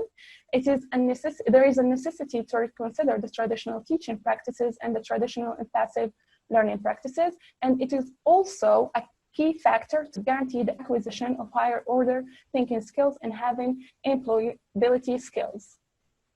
Now we move to the research methodology. The hypothesis has been formulated. It is hypothesized that the development of critical thinking skills and speaking is likely to be conditioned, on the one hand, by student language proficiency, their CT dispositions, and their learning approaches, and on the other hand, by the teacher's training, the objectives set for their courses, and the teaching practices they use. For the research objectives, the study aims to identify AFL students and teachers' understanding of critical thinking and the extent to which the development of critical thinking skills is important for them. Another objective is to identify how speaking skills are taught and whether critical thinking-based instruction is integrated in the teaching of speaking skills. To assess critical thinking skills and the extent to which they can manifest these skills in speaking, to determine the conditioning factors behind the learning and teaching of critical thinking skills in speaking. And the final objective is to suggest some techniques and practices to improve student speaking performance and to foster critical thinking skills in the AFL classroom. For the research questions, the following research questions are to be answered. First, how do AFL students and teachers define critical thinking? To what extent is the development of critical thinking skills important for AFL students and teachers? Are AFL students disposed to develop CT skills? How are speaking skills taught? Is CT instruction integrated in the teaching of speaking? If so, how? And how is CT assessed? To what extent students manifest CT skills in speaking? Then what are the factors that affect the teaching and learning of CT skills in speaking? What are those factors on students' speaking skills, their ability to manifest CT skills, and the teacher's performance? And finally, again, what are some of the best techniques to enhance student speaking and promote CT. For the population sample in this study, the population sample chosen are graduate students and professors at the Department of English at 3 different universities, Fes, Rabat, and Marrakesh. A random sampling is the technique that will be used in order to choose a representative sample of this population. The study will follow an experimental and non-experimental research design in which both quantitative approaches and qualitative approaches will be adopted. For the quantitative approach, the data collection procedures will be used are questionnaires for undergraduate students from different semesters and the professors. There's also the use of tests, experiments. Those will be administered to students. Then we have CT dispositions inventory with students and advice to factory study process questionnaire that was designed by Bix et al. 2001 to evaluate students' motivation, learning approaches, and strategies. For quantitative data collection procedures, I will be using interviews and observations. Interviews for professors and students, and observations and courses that target speaking skills as well as other courses delivered in the university. Analysis, the data will be mainly analyzed in statistics and the use of statistics such as frequencies, percentages, and charts for data. The interviews and the experiments will be transcribed and then categorized, and answers, they will be scored and transcribed as well. For my research study, it's still at its early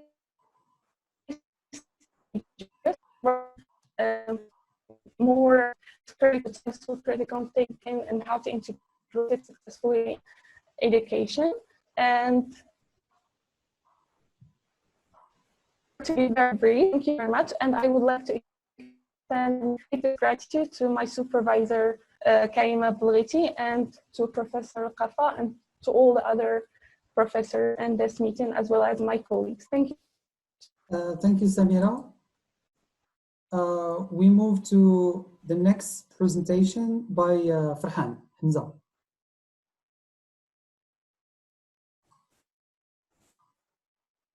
Hamza, Farhan? Hello. Yeah. Yes, Mki. Okay, so first of all, thank you for giving me the floor to share my my progress in my doctoral thesis. So just let me first share the screen with you. Okay, do you hear me, Mki? Yeah. Go ahead. Okay, as you can see, the topic of my doctoral thesis revolves around innovative pedagogies in Moroccan higher education, mainly perspectives on their effects and challenges in their implementation and use. And of course, the case of departments of English in Moulay Abdullah University, Socio-Educational University in Al Jadida, University Mohammed I in Oujda, and Abd al-Malik Saadi in Tétouan. So when we say innovative pedagogies, we mainly mean an intentional action that aims to change students' learning. So there is an intentional action and there is improvement or change. And this is, of course, the result of the shift that happened in the field of teaching, moving from the teacher-centered approach to that of the learner-centered approach. And of course, there should be an innovation at the level of pedagogy in order to cater for that change, because some of the characteristics of the learning-centered approach are what are called the 21st century skills, which Professor Abdelfaqir has already mentioned. And some of these skills which the learning-centered approach emphasizes are first learning skills, the 4 C's: critical thinking, creativity, collaboration, communication. And there are others which include productivity, leadership, and some digital literacy skills such as information literacy, technology, and media literacy. So in order to develop these 21st skills, we need innovation at the level of pedagogy.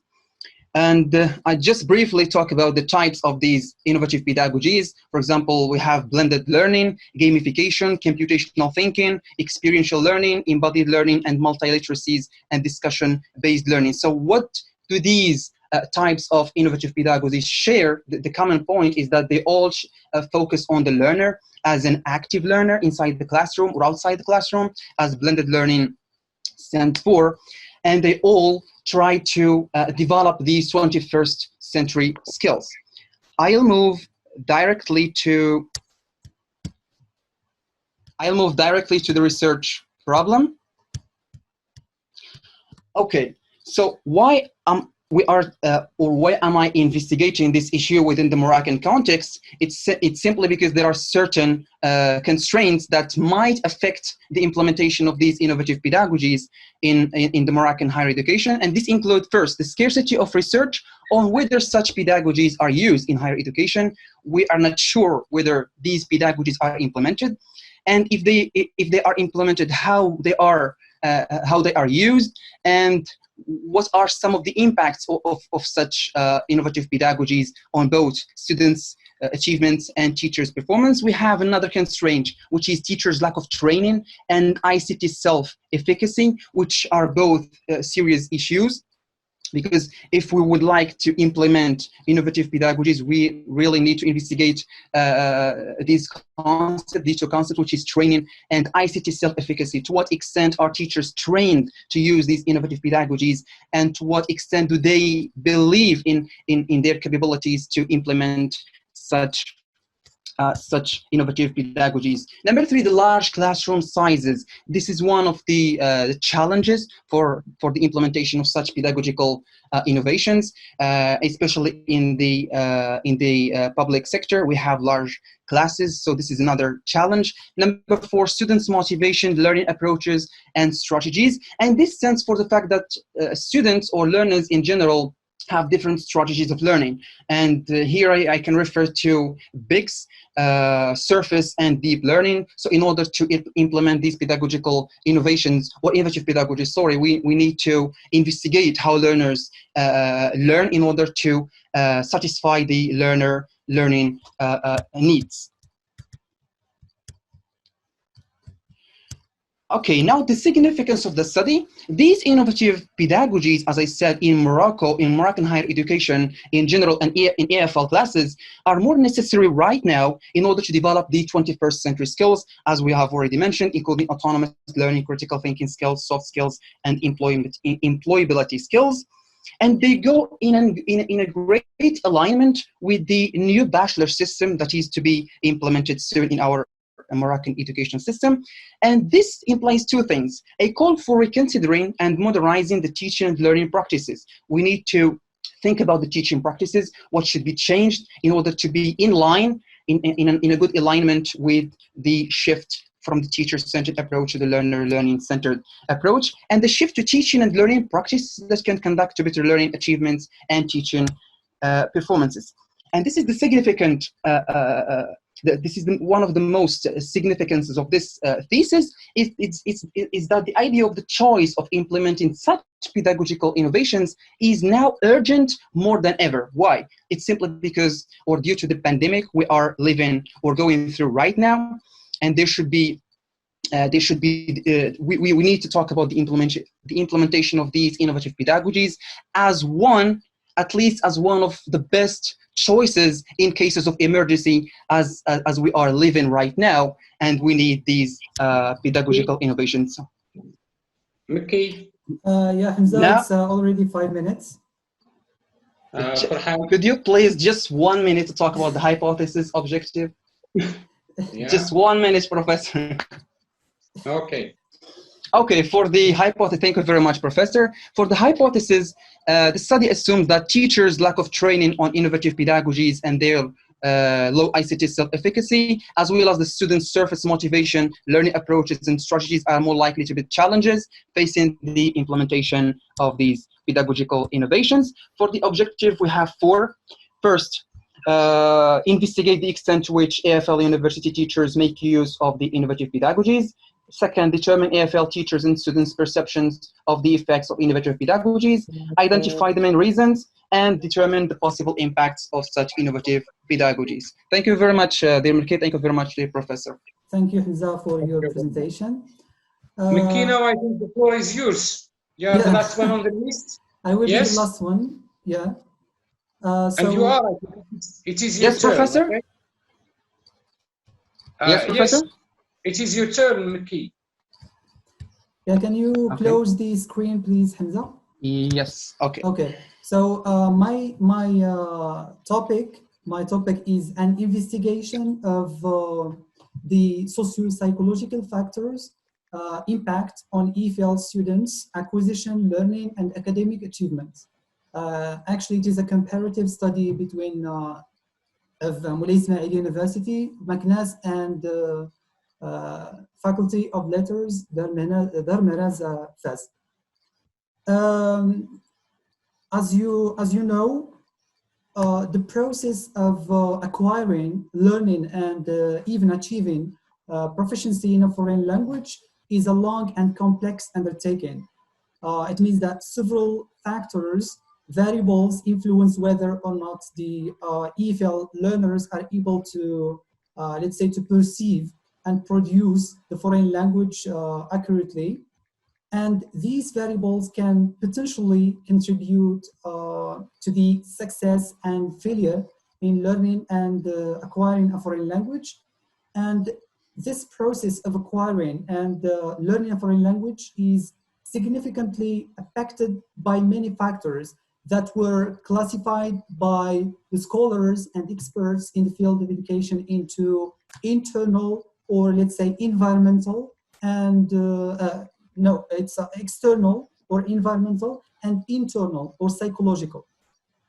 The research aims at investigating how socio-psychological variables and EFL students, English language acquisition, learning, and proficiency are related. Given the Moroccan context, as an example, most research has focused only on one or two variables. Like, for example, either the attitudes or different motivation types. However, social and psychological variables in a Moroccan EFL context have seldom been, let's say, addressed. And the present research attempts to foreground the connection between the role of the environment and the internal factors when it comes to acquiring, learning, and achieving proficiency in English as a foreign language. And also, it seeks to examine to what extent the traditional and modern theories of language acquisition and learning can be, let's say, applicable in Moroccan EFL classrooms, taking into consideration the socio-psychological variables. Concerning my my research questions, I will share with you the screen.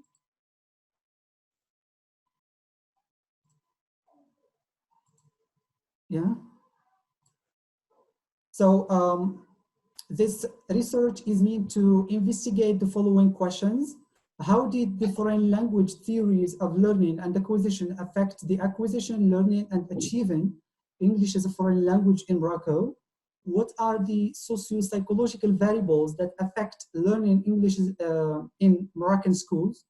To what extent the past reforms took the socio-psychological variables into consideration?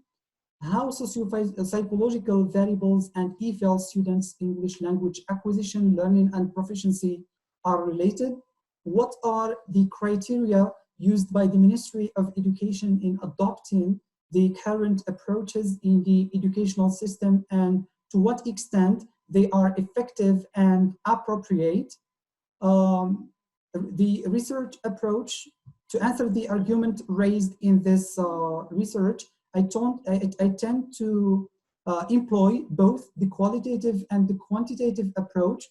The quantitative approach will be helpful in finding out the different socio-psychological factors and measuring the extent to which they affect the acquisition. the learning and achieving English as a foreign language in Morocco. On the other hand, the qualitative approach will be useful in eliciting more in-depth explanations about why and how socio-psychological variables and EFL students' English language acquisition, learning, and proficiency are related. And of course, mixing both approaches will increase the validity and the reliability of the data. The sample population in this study, the population sample that will be chosen is Moroccan students at Moulay Ismail University, Meknes, and Sidi Mohammed bin Abdullah University in Fez. And the random sampling, of course, will be the technique used. And concerning the data collection procedures, I will opt for the observation, questionnaire, interview guide, and also the focus group. And here I have a question that, because I'm still doing my readings, and I have a question of like measuring the achievement. How can we measure the achievement of students? Is it possible to do it using only the assessment and the different types of assessments, the formative, the summative, and so on? Or is there any other like technique to be used in this thing? And thank you so much. Thank you, Ki. So now the floor is my colleagues, because this is for this group. They have just started their thesis, maybe 6 months, okay? I've been listening to them and they have been listening to me. So the floor is yours, Professor Latifa, Professor Karima, Si Mohamed Mubtasim, Aziz, Ordu Madani, Sbehi, I think. Yeah, we have Professor Sbehi. Yes, Professor Sbehi. Karima Mshwat hasn't joined us, I think, no? She's not here yet. Okay. So, dear colleagues, the floor is yours. Can he just repeat the question, please? What? How can we measure effectiveness? Students' effectiveness. How can it be measured? Achievement. Students' achievement. Achievement. Student achievement. I'm sorry. Student achievement. How can it be measured? What kind of achievement? No. How can students' achievement be measured? I heard it, but what kind of achievement? What does he mean? It's the soft skills? No, it's basically has to do with the outcomes of the students. Students' competencies and outcomes. Learning achievement. Yeah, learning achievement. Okay. Mr. McKee. Yeah. This is something that I'm going to talk about in my presentation. So I will not answer you now. You have to be very patient. I have an example about that. Okay, thank you, sir. Okay. And I think Professor Bukhari want to react. Aziz. Okay, Abdurrahim, once again, I would love to thank the presenters. Again, I am more concerned with the presentation of Tissam Taibi. I think speaking or dealing with teacher leadership and school effectiveness, these are two elements that highly interrelate, and they are very interrelated in terms of the effectiveness of school, which can be an outcome for a leadership of a teacher or the collegiality of teachers. I think, Tissam, here, before you embark largely on this issue, you have to reconsider or to consider some report that I'll be mentioning a few that might help you figure out whether there is a success or a failure in terms of the teacher leadership to build up this school effectiveness. The first report is a 2016 report of the Supreme Council for Education, Training and Scientific Research that mainly dealt with the last minute recruitment of contract staff as an emergency solution, which might have a negative impact on the quality of education or leadership in education. The second report is a 2012 report of Haut Commissariat au Plan, which mainly dealt with the lack of coordination between stakeholders. I mean here by stakeholders, the Ministry of Education, public schools, NGOs, funding bodies, even teachers and students, etc. Also, the African Development Bank, National Education Emergency Support Programs. These reports, it dealt with the failure of national charts for education and training that's mainly led to what is known as the emergency plan. Also, the World Economic Forum, it's a 2015 report of a report that's really, you might question here why Morocco was placed 101 as a ranking among 140 countries, and to what extent we can speak about leadership in education and effectiveness that might be as an outcome, as I just said a little bit while ago. The last is the Yunus Reports. It was really done in 2014, and this report dealt with the placement of Morocco as a 41 country among the countries leading an absence of participatory contractual approach. I think these reports can really give you an idea about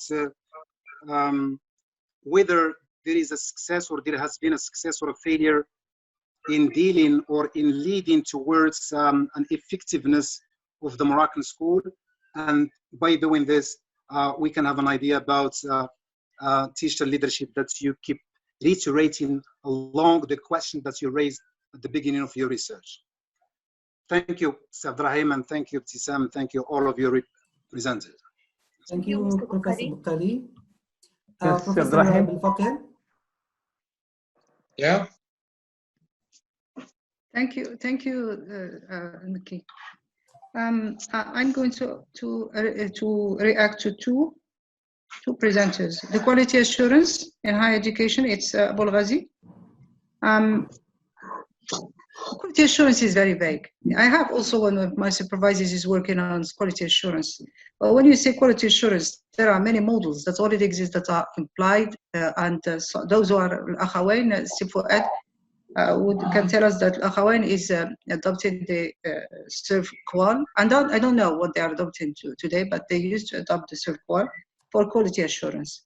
We, in our context here in public schools, we can talk about different ideas, and we have a different perspective of quality assurance. I don't know whether they have opted for any model or not.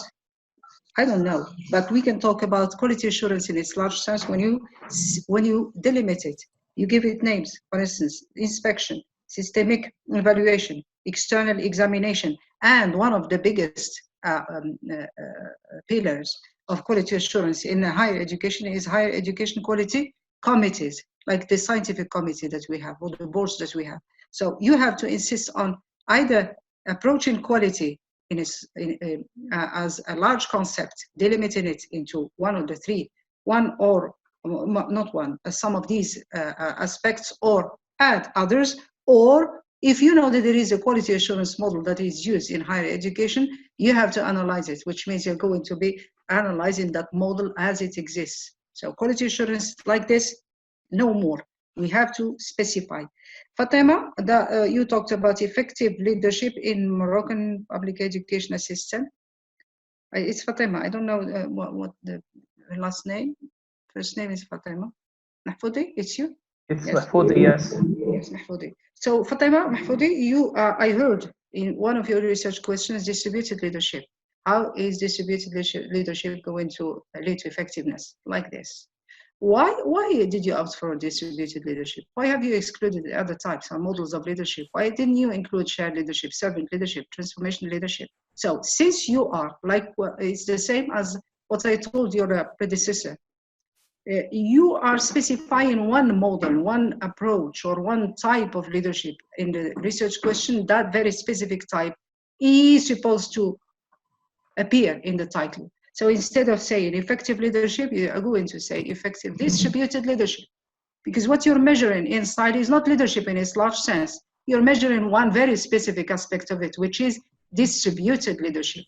Otherwise, you omit the distributed leadership and you check. If it's a distributed leadership, by the end, it's going to be distributed leadership or shared leadership or servant leadership or transformational leadership or transactional leadership. You're going to find out. Here you're starting with the end in mind, and you are going to bias everything. You're going to bias it in this way, but when it is part of the title, you are measuring it. It's okay, it's legitimate.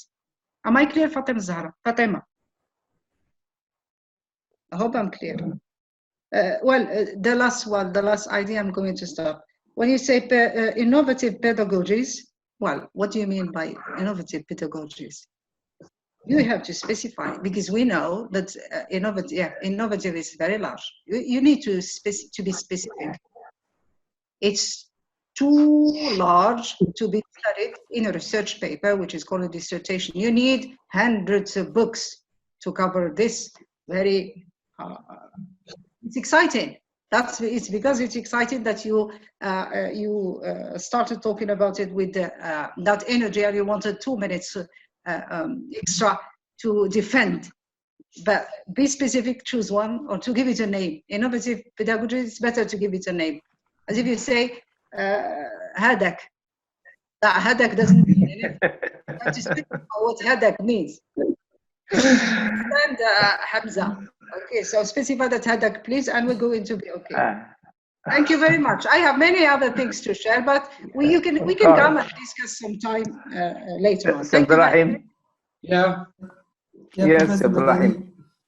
Yes, thank you all for your informative and promising papers and thesis. I think it's. I think you have many things also to say, but I will just the things I'm going to say is general and can be applicable to all the presenters and to all the candidates here. Of course, Simki Lamiri asks a question about how to measure, of course, achievement or learning academic achievement. Of course, this is one of the points that I'm going to talk about in my presentation on the 27th. And of course, the answer to this question is that we have to think like a researcher. And thinking like a researcher is having in mind the way where things are formulated. So you should bear in mind, Mr. Mki, that when we say achievement, it is just a construct. And a construct is something that cannot be measured, something that is like a concept. If you'd like to measure this construct, we have to render it, to transform it into a variable. And then a variable is something which is testable and measurable. So achievement, for example, can be compared with, let's say, IQ score, and IQ score is a reflection of the achievement, okay? So this is one way of doing it. And I will come back to a very important notion that I have just mentioned earlier, which is the fact of thinking like a researcher is one way of mastering the various research concepts and the various research principles I'm using. I think manipulating this for construct, for example, we have to make a difference between achievement or any other concept which is uni-dimensional and multi-dimensional constructs. Okay, for some students talked about leadership skills or effectiveness. Yes, of course, Professor Latif Abdel Fakir is right in I mean, raising this question of narrowing down. And I would even add something very important, which is try, of course, to add a conceptual framework in your thesis in which you are going to define those terms very carefully, and not only defining, but also in the methodology section, you will be required to state the way those variables are going to be measured and gauged in your research. Otherwise you will find a lot of problems in that. And we will say that leadership effectiveness is not a unidimensional construct or a variable. So here it is multidimensional, and when it is multidimensional, you have to specify all the points related to, for example, school effectiveness or leadership skills or communication skills. So what does communication skills incorporate?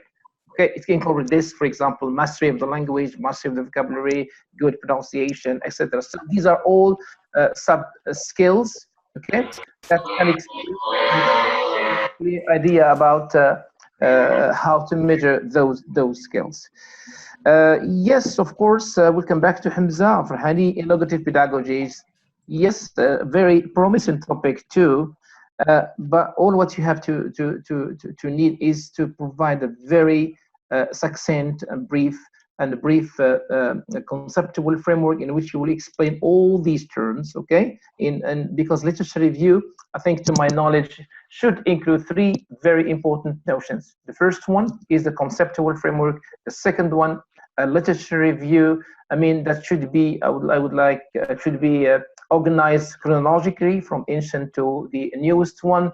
And of course, we should benefit from previous studies all over the world. So these three sections, I think, are of paramount importance in being included in the literature review. And this is what would help you as researchers to have a clear-cut, to make a clear-cut distinction between the different variables and components of your research in general. Thank you very much to you all. Thank you, Professor Madani, for your insightful remarks.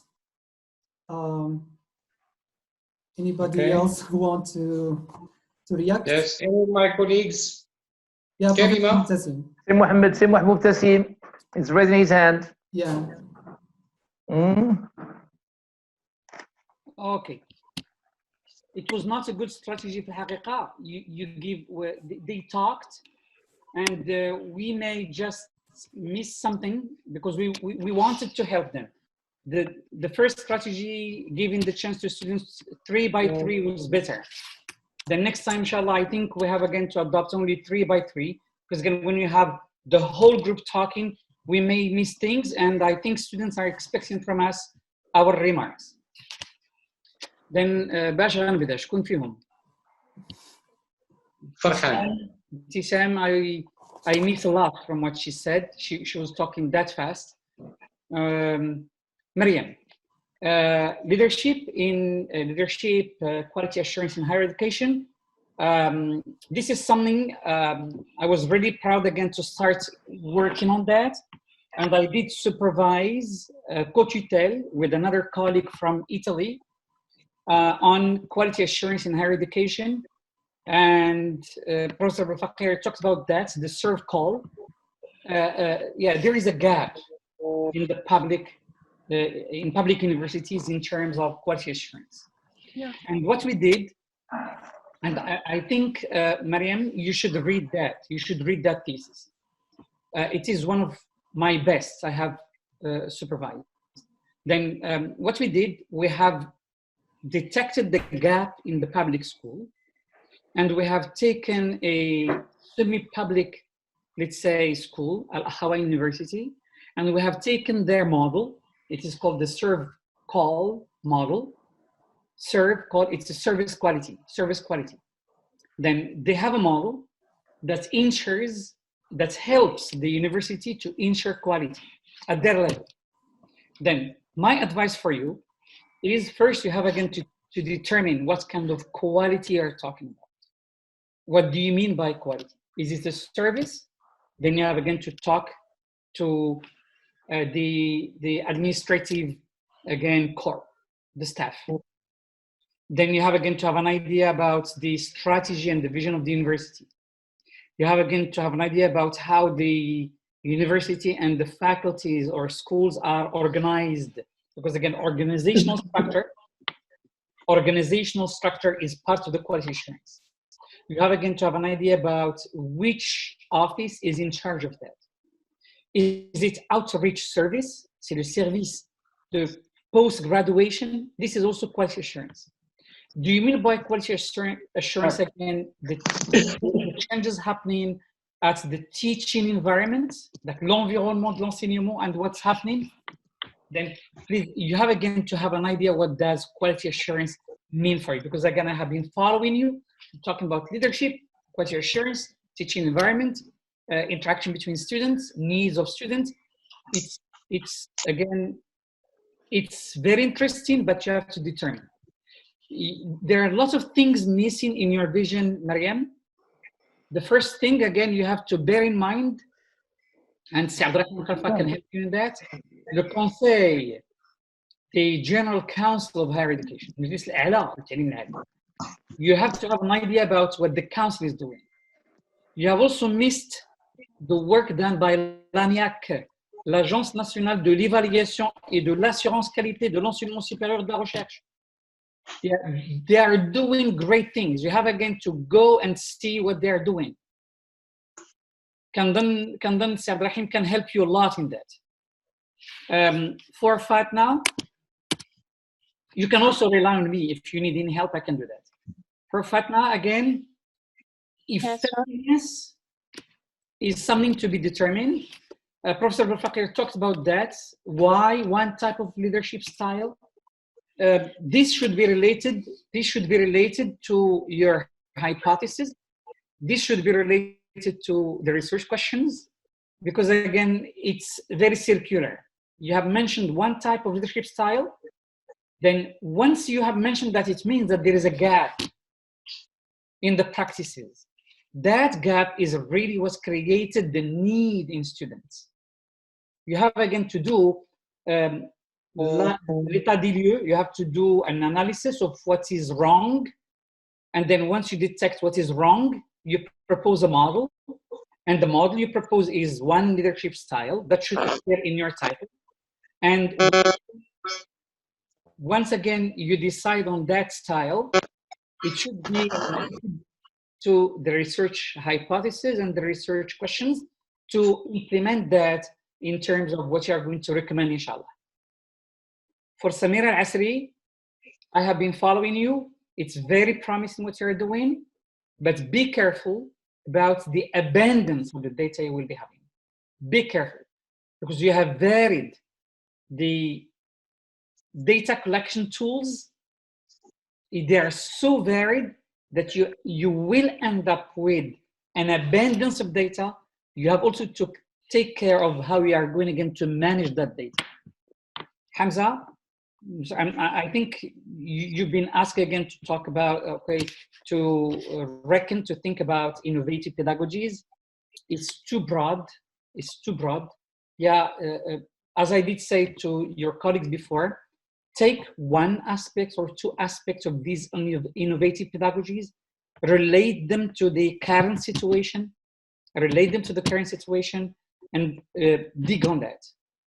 Al-Makki, measurements of achievement. Professor Al-Fakir could remember, this is one of the things we are thinking of. We are working on the group of teachers, Professor Elkarfa, Professor Madani, Professor Gordo, Professor Al-Fakir, myself, Professor Meshwat, and also Professor Sbaiki. We are working on soft skills in higher education. And one of the issues we're dealing with is achievement. How can achievement of soft skills be measured? This is, thank you again for the question. It's a really nice question. Everyone is thinking about achievement in terms of soft skills. There are lots of things in terms of learning issues. One piece of advice, decide about the needs. See where the needs are. Think about implementational practices. What can I apply to satisfy those needs? What can I apply for the group of students I'm dealing with to fill in the gap of needs they have. And once again, you work with them to satisfy their needs. You have again to find a way how you can detect the changes happening to these students you have chosen. What we're thinking, me and Professor Bulfakir, I'm sorry, we're thinking of designing a questionnaire both to students themselves as well as their classmates. Because again, the feedback from the student themselves or their classmates can help us detect and measure these changes. Thank you. Thank you so much. Thank you so much, Professor. Yes, Professor Bulfakir Sbahi. Si Mohamed Sbahi. Yeah, Karima. Yes. Can I? Yes, you can. Okay. This is just a broad remark, I think, to all our doctoral students when it comes to the methodology. I think you should keep in mind that the methodology is not only about what are you going or how are you going to conduct the study. It's also about justifying the choices of everything that you are going to do in order to collect data, starting from the research design you're going to opt for, the approaches, the data collection procedures. And along the way, you need to keep in mind the issues of representativeness and issues of validity and reliability. So please, while thinking about the methodology to be adopted and then what are you going to do in order to collect data, you need to keep in mind these elements. Yes, that's it. Okay. Thank you, Karima. You're welcome, your professor. Anyone else? Mr. Mutasim? Professor Mutasim? This is something I want to end up with, maybe not now. This is only a note for students. For this training, it started at 4. It's my 12. It's something like 3 hours. Sir Abdrahim. نعم سي محمد. Sir Abdrahim, as well as I think Professor, the other professors, Sil Madani and Professor Bulfakir, this training would count for 4 hours training within the research lab. Good. Good news. You have again to take notes, Abdrahim, of the participants list. Yeah. And then you are the one to sign for this one for 4 hours training, inshallah. Okay. Inshallah. So I think Miki, in this respect, Miki is doing a great job. Okay. So I will have the list and inshallah. Try to have the list, Miki. Try to have please the list. Miki, can you have the list of attendees? He can. Yeah, okay. Yes, please do have the list because Elkarfa is relying on you. Okay. Yeah. I'm relying on him, and yes. I trust him. Yes, we trust him too. We do too. Yes, I trust him. And by the way, Professor Bulfakir was my teacher in Magnes. When I was younger. Yeah. Yes. So I think I'm a writer. Huh? Yes. I trust him. Yes. I trust all. By the way, I trust all my students. Okay. Yeah, I trust you. I trust you, and I believe in the capacity to do great achievements. Yes, sir. Only to help you. Yeah. Go to the participants list. Yeah. Click on it. And screenshot the lists باش هكا تجيك سهله في Yeah, I did. Yeah, I did, sir. I did it. Yeah. مبارك سعيد للجميع. So thank you very much all. عيد مبارك سعيد للجميع وصحة طولكم. عيد مبارك سعيد. عيد مبارك سعيد. Thank you so much. في دور ايه سيدي ابراهيم؟ Okay, so before finishing, thank you very much. شكرا أستاذ القرفة. شكرا. ابراهيم. هذا واجب. dear colleagues شكرا and أستاذي. students. شكرا الأساتذة الكرام كاملين. فقط عبد الرحيم, one final word before closing this webinar. Don't forget, please, dear colleagues and students, to meet on the 27th from 11 to 13. Okay, and you will have, of course, another webinar by Professor and colleague Dr. Latifa Al-Faqir on the 28th. So you still have 2 more webinars. We wish, of course, to see you among us. Okay, next in 2 days' time or 3 days. Are they open to everyone? Yes, of course. I will share with you the link, Karima. Okay, I think they have already had the link, and we will share the link with other colleagues, inshallah. Thank you. Okay, you're welcome. We will talk about research methodology, Madani. Yes. Yes. Research methodology. Okay. Of course, it is entitled Principles, Methods, and Practices of Scientific Research. Before closing the webinar, and on behalf of all doctoral students, I would like to extend my warm greetings and thanks to our distinguished and honorable professors for all their insightful remarks. And may Allah, Almighty God, grant us His protection and relief from this pandemic.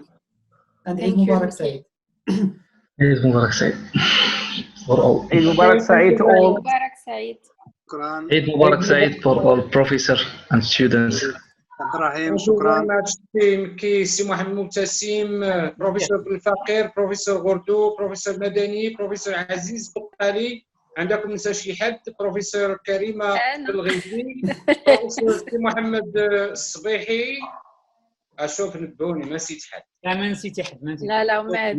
الحمد لله راه انا وخلق هوا وهذا سميتو الذاكره ديالي عقلي راه باقي. Okay, thank you very much.